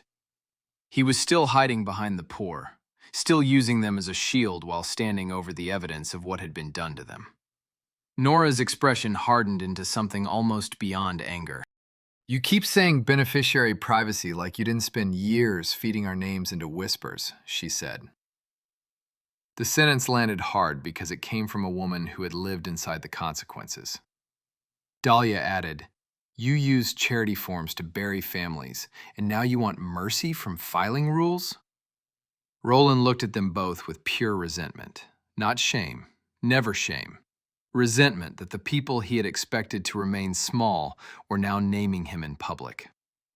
Mateo looked from the office letter to the confession page and then toward the hall. "If the folders are on the floor," he said softly, "someone was looking for a specific case." The assistant with the headset nodded too quickly. "Blue cases are grouped by district first, then claim type," he blurted. "If someone knew the Marin number, they could find it fast." Every new sentence from him seemed to cost him a piece of his old obedience. The older reporter turned on him. How would someone know the number? The young man swallowed. If they had seen the donor briefing notes. A ripple of revulsion passed through the nearby guests. Donor briefing notes. That phrase alone told a terrible story. Families had not just been processed, they had been packaged. The security supervisor paused only long enough to point at two guards near the ballroom doors. "Nobody leaves this floor," he said. One of them looked at Roland before nodding, which would have been unthinkable an hour earlier. Roland noticed that too. His control was no longer slipping by inches now. It was being taken away in front of witnesses, staff, and cameras. The old instinct in him showed again. He searched faces, exits, loyalties, measuring, counting. A lifetime of command turned suddenly into triage. Evelyn did not go upstairs. She stayed with the papers. That mattered. She placed the confession letter and the office reply flat on black support boards and motioned for another staff member to bring clean sleeves. "These do not move without chain logs," she said. Her voice had become iron. The woman from catering who had spoken about blue stickers came forward with gloved hands from the pastry station, and without a word, Evelyn used her. Another ordinary worker stepping out of invisibility and into witness. The room was full of them now. Roland had built a whole edifice on the assumption that people like these would always lower their eyes and keep carrying trays. Nora clutched Elena's folder to her chest and said, "I'm going upstairs." The banker shook his head at once. Not alone. The older reporter answered, "She goes with us. She can identify names, notes, anything tied to her mother." Dahlia looked at Mateo. He looked back. Neither said what both were thinking. The night had already dragged them far beyond where a mother and son should have been. But there was no pulling back now, not while the files were open, not while the truth was still moving. Then the radio crackled again. This time, the voice upstairs sounded even worse. "There's shredding dust in the bin," he said, "and a folder labeled Marin." He stopped, breathing hard. The whole ballroom leaned toward the radio as if it were another document being read aloud. "What about it?" the security supervisor barked. Static hissed. Then, "It's empty." For a heartbeat, no one moved. The word empty spread through the room without being repeated. Empty meant removed. Empty meant searched. Empty meant someone had either gotten there first or had never intended the record to survive discovery. Nora made a strangled sound and covered her mouth. Dahlia closed both hands over Mateo's shoulders. The older reporter swore under his breath and broke into a run for the hall, cameras surging behind him. The banker followed.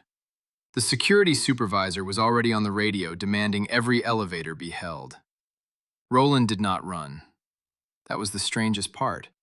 He simply turned his left wrist very slightly, and for the first time all night, Dahlia saw the cufflink clearly in the chandelier light. A crest with a split at the lower edge, shaped exactly like the crack Nora's mother had drawn. And Mateo, staring at it, whispered, "That's the seal." The room went dead quiet around that tiny piece of metal.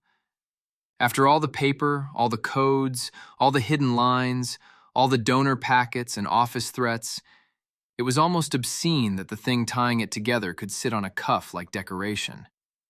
But there it was. A crest with the same fracture at the lower edge, the same pattern Nora's mother had drawn from memory, the same shape Mateo had just recognized on the broken wax. Roland followed the direction of their eyes, and for the first time all night, looked genuinely cornered. Not offended, not irritated, cornered. His left hand curled inward too late, as if he could hide the cufflink by closing his fingers. That tiny instinct condemned him more thoroughly than any speech. Nora took one stumbling step forward. "My mother said he wore it," she whispered. "The tall one, the one who came after the article call." Her voice rose with every word until it cut clear through the ballroom. That's what she meant. Dahlia felt something inside her go cold and solid at once. Years of hearing Elena Marin described as confused, bitter, unreliable. And now the object that had lived in her memory was flashing under chandelier light on the wrist of the man who kept calling everything coincidence. The copper-haired reporter didn't waste a second. "Camera on the cuff," she barked. Both operators swung at once. The giant screen behind the stage filled with a live close-up of Roland's wrist, the silver edge, the crest, the split.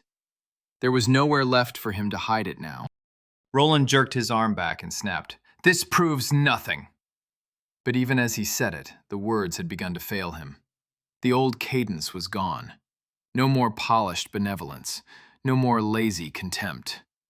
The man was stripping down to raw defense in front of everyone who had once helped build his image. "Men own old jewelry," he said. "Family insignia circulate. Sales happen. Gifts happen." He was throwing explanations like handfuls of dust, hoping one might cloud the air. The older reporter stepped closer, recorder up, voice flat. "Then tell us whose seal it is." Roland stared at him. "Tell us how long you've had that cufflink." Silence. "Tell us why the fracture matches the family drawing." More silence. "Tell us why your office note warned the family about speaking to the press before the press ever printed the lie." Roland's mouth opened. Nothing came. Meanwhile, upstairs, the search kept moving. The security radio crackled with footsteps, breath, cabinet drawers striking metal. "Drawer 3 definitely hit," the shaken voice reported. "Blue tabs everywhere. Some files removed, some still here." The security supervisor answered at once, already halfway through the service hall. "Bag everything. No one touches paper with bare hands." The banker and the older reporter were right behind him now, with Nora insisting she was coming too. Dahlia nearly called after her, but stopped. There was no point. Everyone in that building understood the same thing now. The files had become time-sensitive in the most dangerous way. Empty folders meant missing records. Missing records meant intent. Mateo stayed with his mother and Evelyn near the 2 exposed documents. He looked just intent, still tracking, still thinking. That was what made him so unsettling to the adults around him. He had not come into the night wanting to win anything. He had simply kept following the truth each time it changed language or shape. "If that crest came from the seal," he said quietly, mostly to himself, "then the real seal was close enough for a jeweler to copy." Evelyn heard him and turned sharply. "Or for a mold to be taken," she said. That sentence landed with its own force. A mold. Not memory, not sketch. Physical access. The same donors who had once admired the antique case as a charming mystery were now standing in a room where the host might have been wearing a copy of stolen family proof on his sleeve for years. A woman from the board spoke up from near the stage, voice brittle with disbelief. "Roland, did you have reproductions made?" He shot her a look full of fury and exhaustion. "I am under no obligation to answer a public mob." There was that word again. Mob. He kept using it whenever the powerless spoke in numbers. Dahlia almost smiled when she heard it, though there was no joy in her face. "Funny," she said. "When we were alone, we were insignificant. When we stand together, we become dangerous." A few staff members along the wall straightened without meaning to. The catering woman who had mentioned the blue stickers crossed her arms. The assistant with the headset stopped looking at the floor. Public exposure does that. It gives backbone to people who have spent too long borrowing their silence from fear. Then the radio crackled again, harsher this time. "Found a subfolder clipped inside the empty Marin file," the voice upstairs said. "Single inventory sheet, no deed packet. No correspondence, just a transfer summary." The older reporter's voice cut through from farther down the hall, breathless but sharp. "Read the header." Static, paper rustling, then, "Estate item classification revised under Belmere Review, original seal disposition." The voice cut out for a second. Everyone in the ballroom leaned toward the radio. "Say again?" the supervisor barked. More rustling. "Original seal disposition transferred to private retention pending display strategy." Private retention. The phrase hit the room like another open cabinet door. Nora let out a cry that was small and animal and deeply human. Dahlia put an arm around her cousin without thinking. Private retention meant the seal had been separated from the family archive on purpose, not lost, taken aside, held back, preserved for someone's control. Roland shut his eyes for one brief instant, and that was enough. Enough for the cameras, enough for the donors, enough for the staff, enough for the two women whose family history had just been dragged, piece by piece, into the light. Mateo looked at the cufflink again, then at the broken wax on the old paper, then toward the hall where the search was unfolding. He frowned, as if one last pattern had just come into focus, and when he spoke, his voice was soft enough that everyone had to lean in to hear it. "If the seal was kept privately," he said, "then the real heirloom they sold tonight may not have been the letter at all." That idea stopped people even more sharply than the empty file had. For hours, though it had really been only minutes, everyone had been staring at the framed letter as if it were the center of the theft. But Mateo's words forced the room to pivot.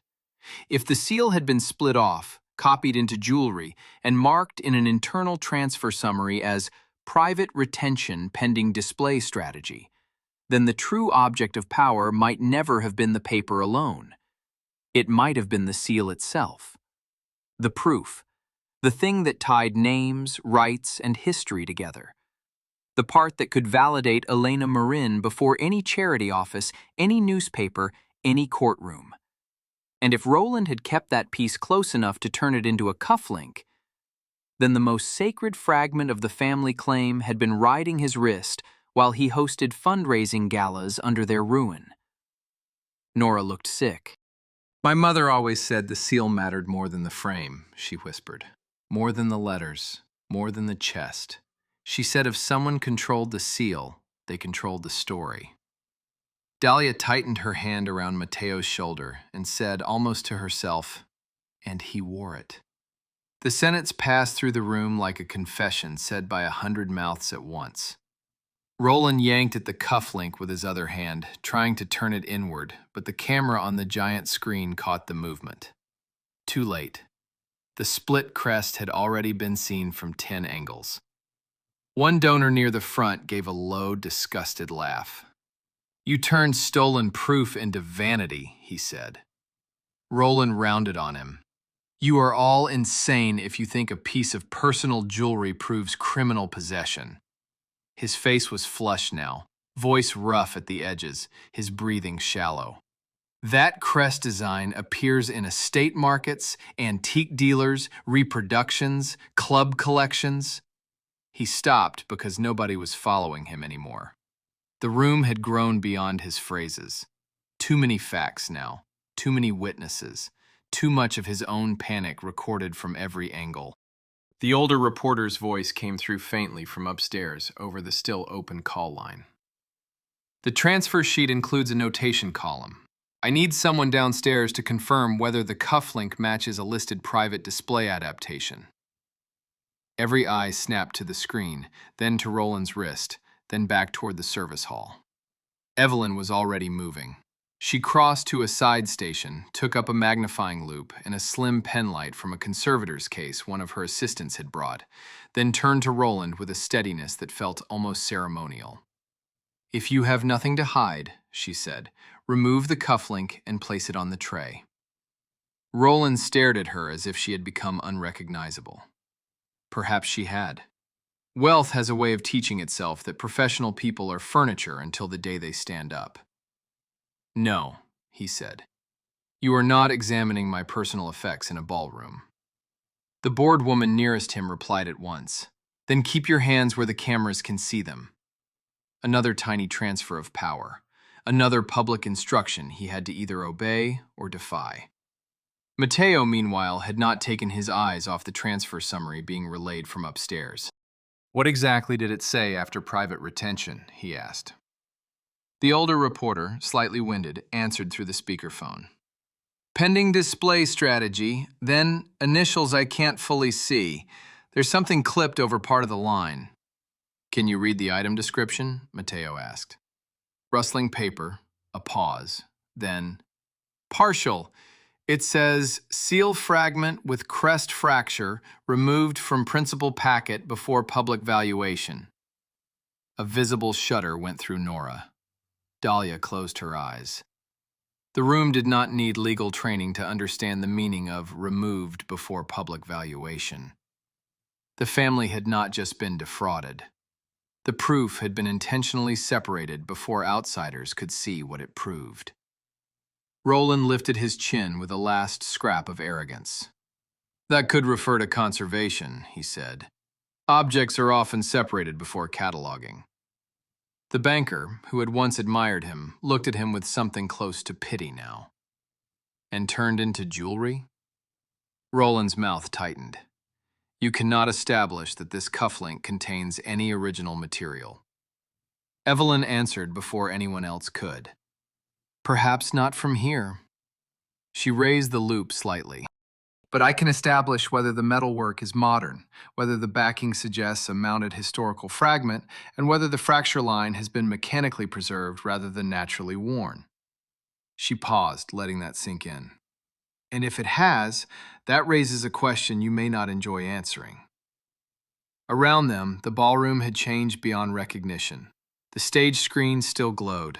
The floral arrangement still filled the air with heavy sweetness. Crystal still shone. But now the place felt like a courtroom that had accidentally put on evening clothes. They stood in clusters, watching. They were conferring, calling counsel, clutching frozen pledge cards they no longer trusted. The mocked cleaner's son remained the still point in all of it, while a millionaire who had staged a wager for sport found himself measured by every witness in the room. Then the radio crackled again with fresh urgency. The security supervisor's voice came through first. We found a second compartment behind the cabinet. That alone made people inhale. There's a small locked presentation box inside. The older reporter cut in over him. Dark velvet lining, no paperwork. Just one item. Nora covered her mouth with both hands. Dahlia's nails dug into her palm. Roland, for the first time, looked afraid in the plain animal sense. What item? The banker demanded. There was a beat of static, and then the answer came from upstairs. A matching cufflink. The mention of a matching cufflink did what no accusation had managed to do completely. It stripped Roland of improvisation. Up to that point, he had still been trying, in broken bursts, to argue around the evidence. A note here, a code there, a misunderstood figure, an overexcited room. But a matching cufflink hidden in a velvet box behind the executive cabinet was not a misunderstanding. It was a pair, a set, a deliberate keeping. The room understood it instantly. One piece on his wrist, one piece in a secret compartment, and both tied to a seal fragment removed from a family archive before public valuation. Nora sat down hard in the nearest chair as if her knees had simply stopped obeying her. Dahlia stood behind her with one hand on her shoulder and the other still on Mateo, as if holding together 3 generations of damage with 2 tired hands. Upstairs, the older reporter's voice came through the still open line, taut with disbelief. Can you describe it? He asked.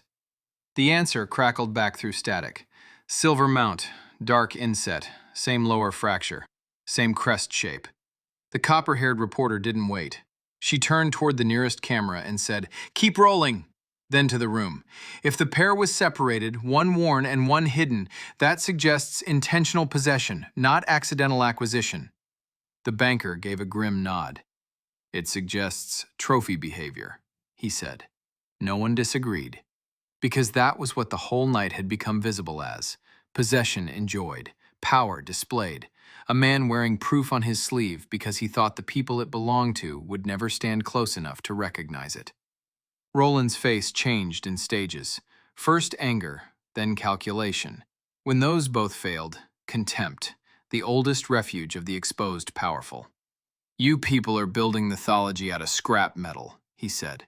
A crest on a cufflink does not create a legal claim. Mateo looked at him in silence for a second, then at the broken wax on the old page, then at Nora's mother's drawing, then back at the screen. It doesn't create it, he said quietly. it remembers it.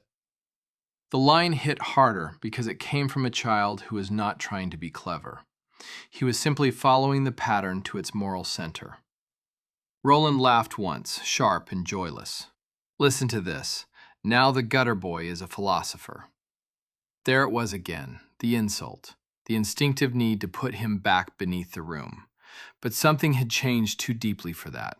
No one laughed, not one person. Evelyn stepped forward with the loop still in hand. "Remove the cufflink," she said. "Now." It was not a request. A guard near the ballroom doors shifted position. Another did the same near the service hall.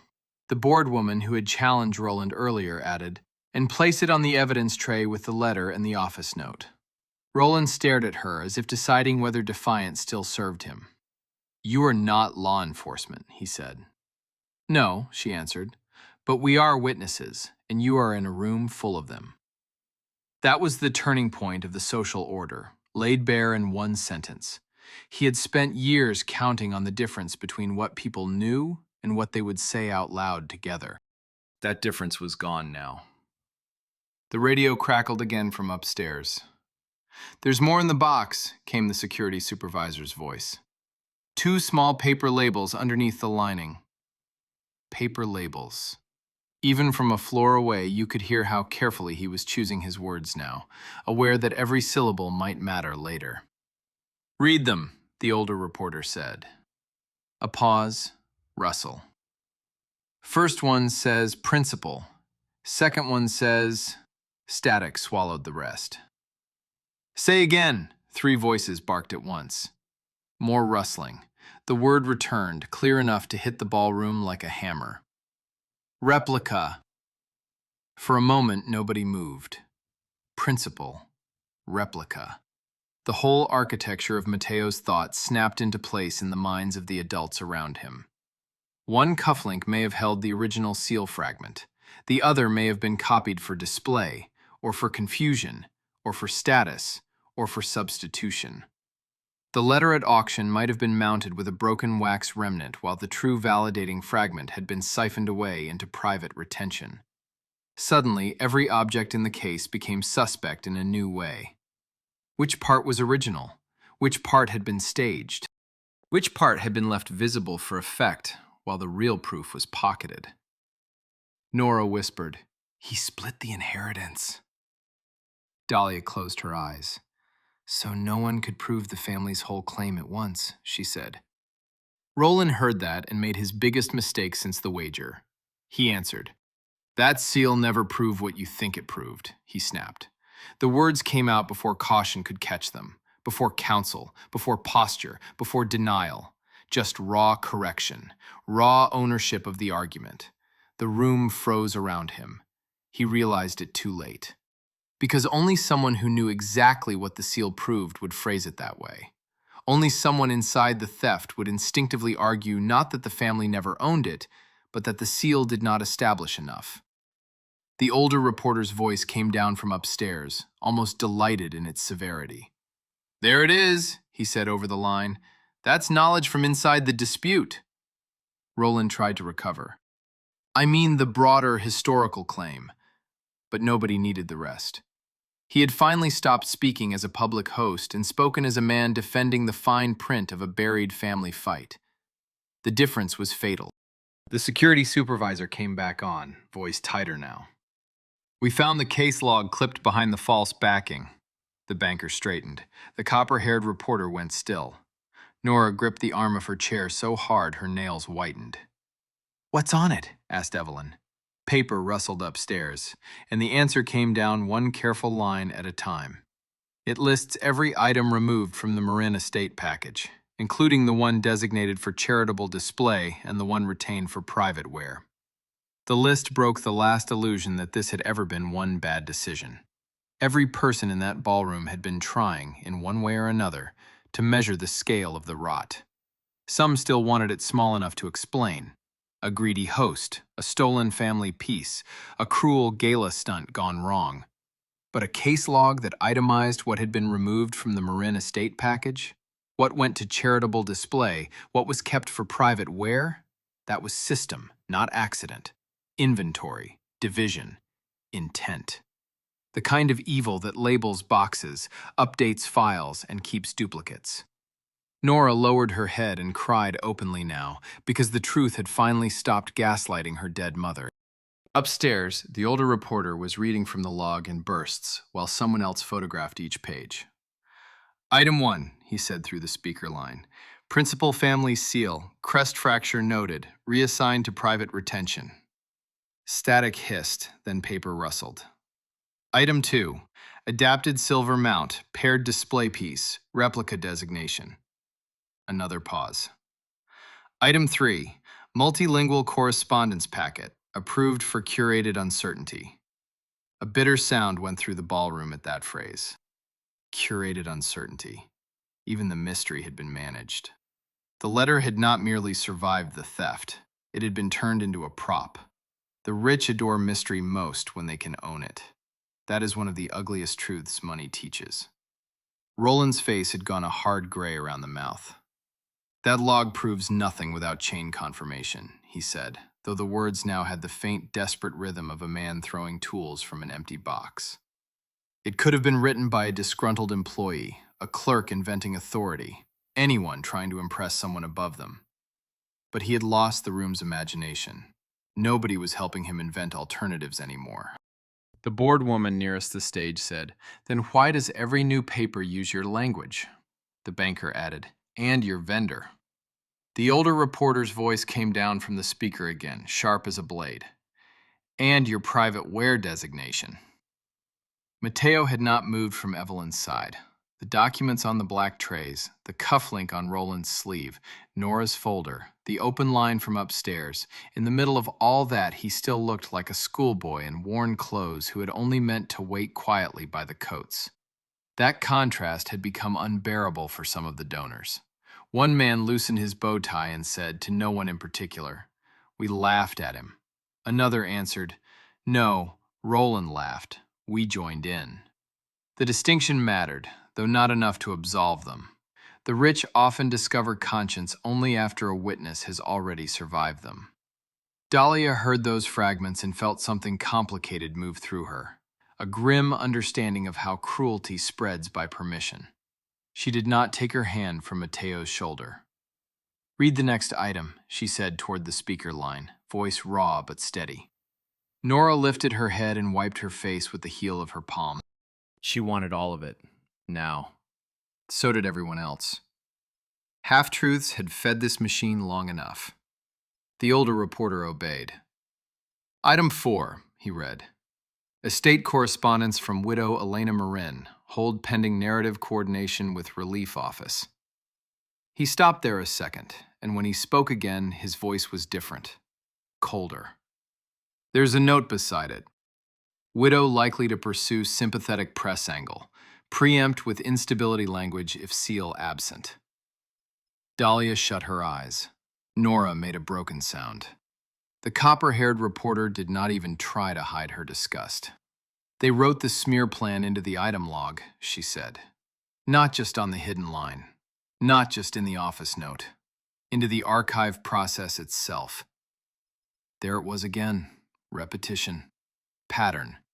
Enough to bury coincidence for good. Roland, pressed on every side by cameras, donors, staff, and his own unraveling paper trail, did the most revealing thing of all. He stopped denying the family and started belittling them. You are all acting as though one failed estate proves some grand conspiracy, he said. Desperate families say desperate things when money slips through their fingers. Dahlia turned so slowly toward him that the whole room felt the movement. Money? She asked. You still think this is about money? Her voice sharpened. My grandmother died with her own history called unstable. My mother died thinking the world believed it. I cleaned floors in the building of the man who wore our proof as jewelry. And you think this is about money? That speech did something no file could do. It put breath and bone on the accusation.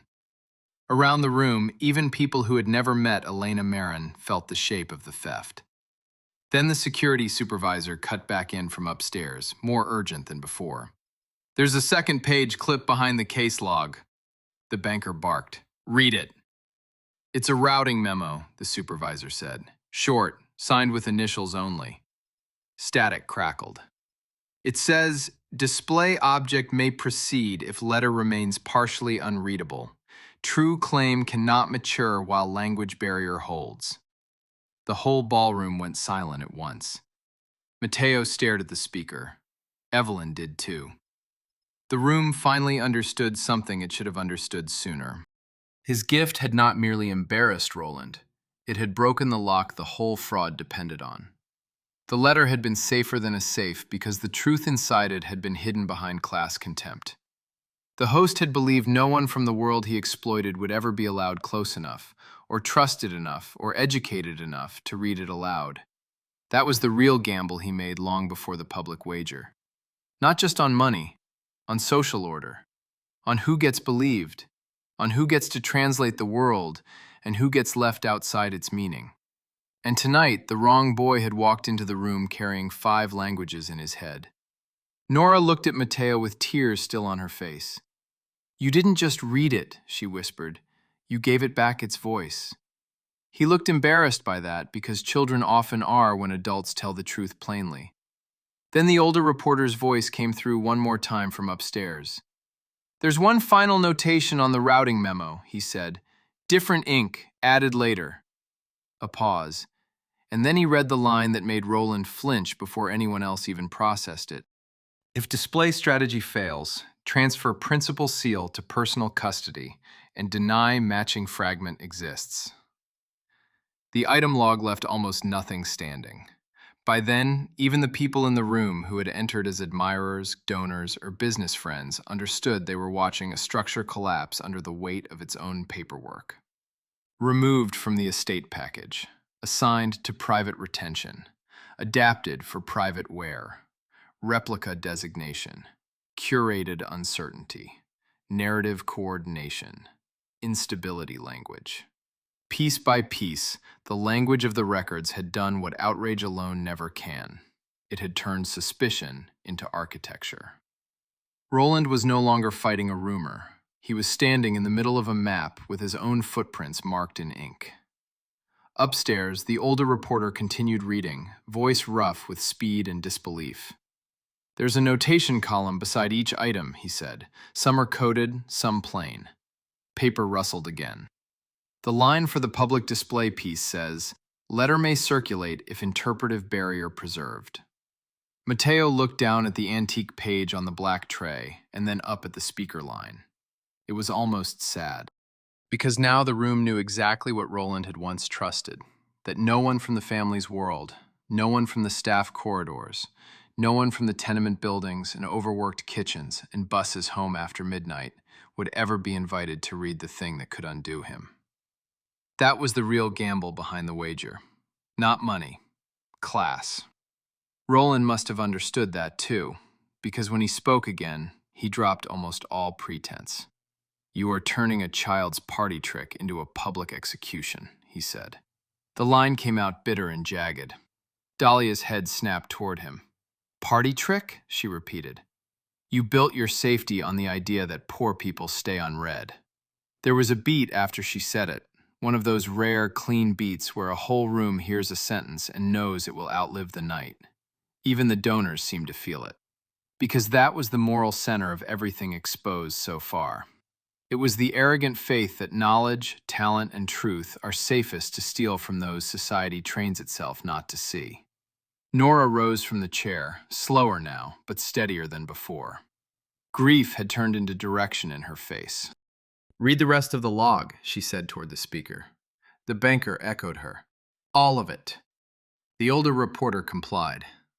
There's a final item in the Marin package inventory, he said. More rustling. Then, a sealed family affidavit, withheld pending seal verification. Nora swayed where she stood. My mother told me there was an affidavit, she whispered. She said it named the line of possession and who held the seal before the house transfer. Dahlia reached for her elbow. The room had just been handed another missing piece. If the affidavit was real and had been withheld while the seal was split off into private retention, then the family had never even been allowed to present its own complete claim. The security supervisor cut in, more urgent now. The affidavit sleeve is listed, but the contents are gone. A low sound of fury rolled through the ballroom, something more dangerous. The anger of people who can finally see the method. "Gone where?" the bored woman demanded. "Not in the cabinet," he answered. "Maybe removed with the Marin folder. Maybe somewhere else." That somewhere else took shape in everyone's mind at once. Roland's office. Roland's home. Roland's private vault. Roland's cuff. The entire night had become a lesson in what the powerful call preservation, when the poor call it theft. Evelyn had been silent for a long moment, studying the broken wax on the old page and the reflection of Roland's cufflink on the screen. Then she said something that changed the room again. "The replica designation may help us." Heads turned toward her. If the retained piece was adapted for private wear and the public fragment was altered for display, there may be tool marks, matching cuts, mount pressure, adhesive traces, enough to establish separation from a single original. She did not need to finish the thought. The proof might already exist in the metal, the wax, and the damage lines. Roland heard it too. His jaw clenched so hard the muscles showed. He made one last attempt at moral inversion. "All of you are salivating over objects while real charitable work is being destroyed," he said. "Thousands of people depend on this organization." The banker answered him this time, voice cold as old stone. "If thousands of people depended on it, then thousands may have been used by it." That ended the room's patience. The donors who had once courted Roland's approval were no longer trying to look neutral. They were stepping back from him physically, leaving a widening ring of polished floor around the man who had started the night in the center. Then the copper-haired reporter got another call. She listened for 3 seconds, eyes narrowing, then looked up. "Archive found the old article metadata," she said. "The widow piece was drafted 2 days after the relief office note. But the phrasing about no independently verified seal appears in an internal press brief sent the night before." Nora closed both hands over her mouth. Dahlia's shoulders shook once. That was it. The lie had not just preceded publication. It had been prepared in-house and pushed outward. The machine had spoken first and let the public think it was hearing news. Another layer of architecture, another corridor in the same house of filth. Mateo glanced again at the office letter from Nora's folder, then at the item log on the screen, then at the cufflink on Roland's wrist. "If the affidavit named who had the seal before the transfer," he said quietly, "then whoever removed it would need to keep that paper away from the family forever." Everyone looked at him, because he was right. Because children, once they see the shape of a thing, often say it more plainly than adults do. And that was when the older reporter's voice came through from upstairs, thinner now with disbelief. "There's a safe inside the office wall," he said, "behind a framed donor plaque." A pause. "It's open." The word safe seemed to pull every remaining thread tight. By then the ballroom had already been stripped of glamour and everything but lighting. The flowers still stood, the glass still shone. The donor banners still hung in their smug blue neatness, but now every polished surface looked guilty. A wall safe behind a donor plaque was almost too perfect, too on the nose, too cruelly fitting for the night to bear. While the rich had been praising generosity beneath engraved names, the office above them had been hiding the locked heart of the lie behind one more polished tribute. Nora stood very still when she heard it. Dahlia could feel the tremor in her cousin's arm. Mateo looked toward the service hall as if he could see through floors. The older reporter's voice came down through the open line, lower now, careful. "The safe door isn't damaged," he said. "It was opened with a code, not forced." That mattered. It meant recent access, intentional access. The banker asked the obvious question. Was anything left inside? A pause. Paper shifted, metal clicked faintly in the background. Then, yes. One word and the whole ballroom leaned into silence. Roland did not move this time.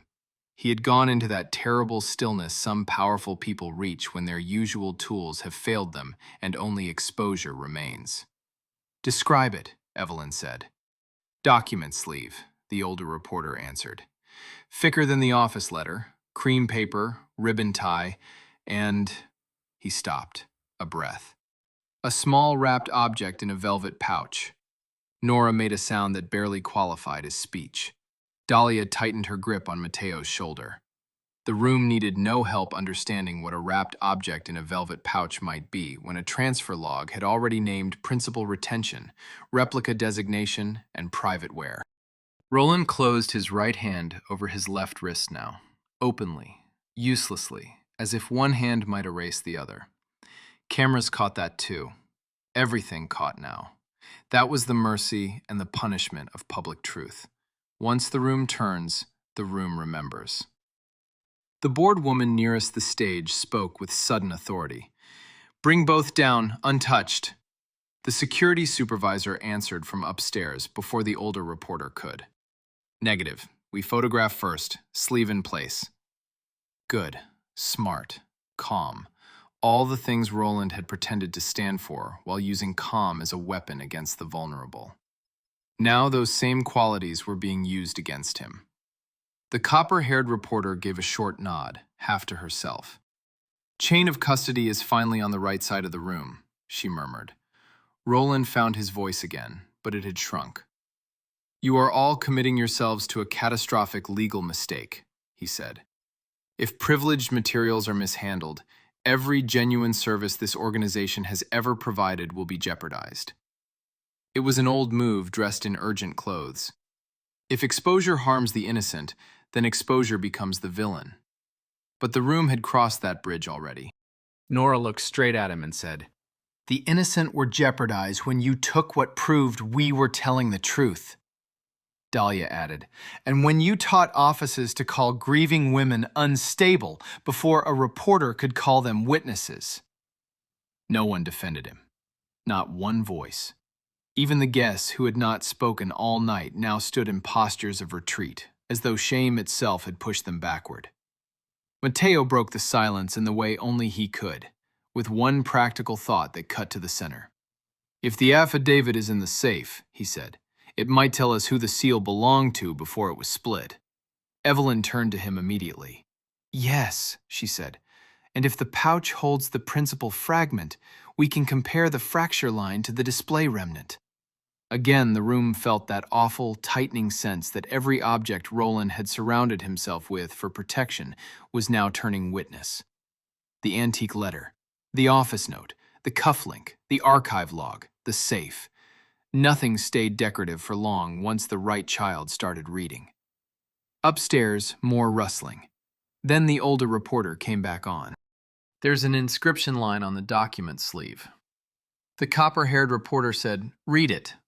Another pause. "It says, Marin Family Affidavit, held from public review pending Crest authentication." Nora's knees almost gave. Dahlia steadied her fully this time. Held from public review. Held. The choice of the word mattered because words always matter when power hides inside them. Held by whom? Held for what?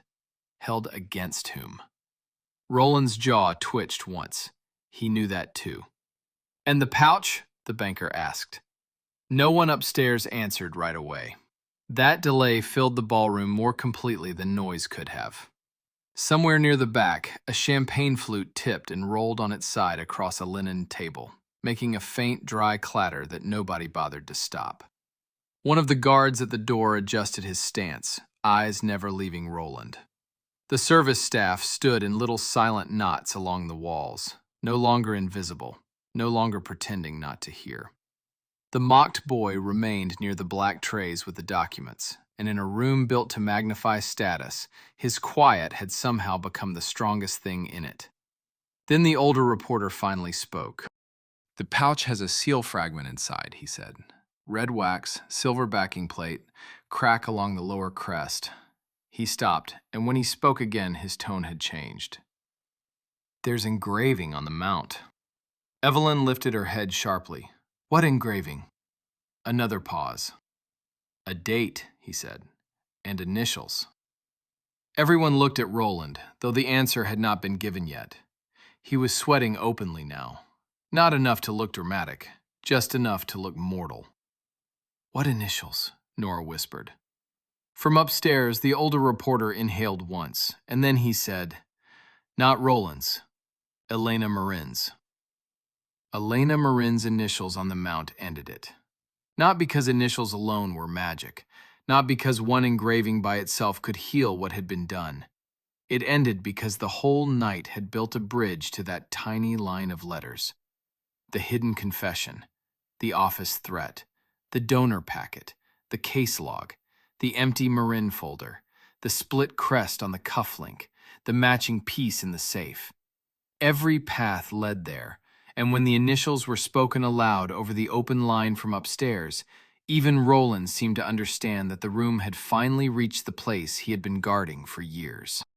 The proof no longer lived in one paper that could be mocked, or one family that could be called unstable, or one poor child he thought he could humiliate for sport.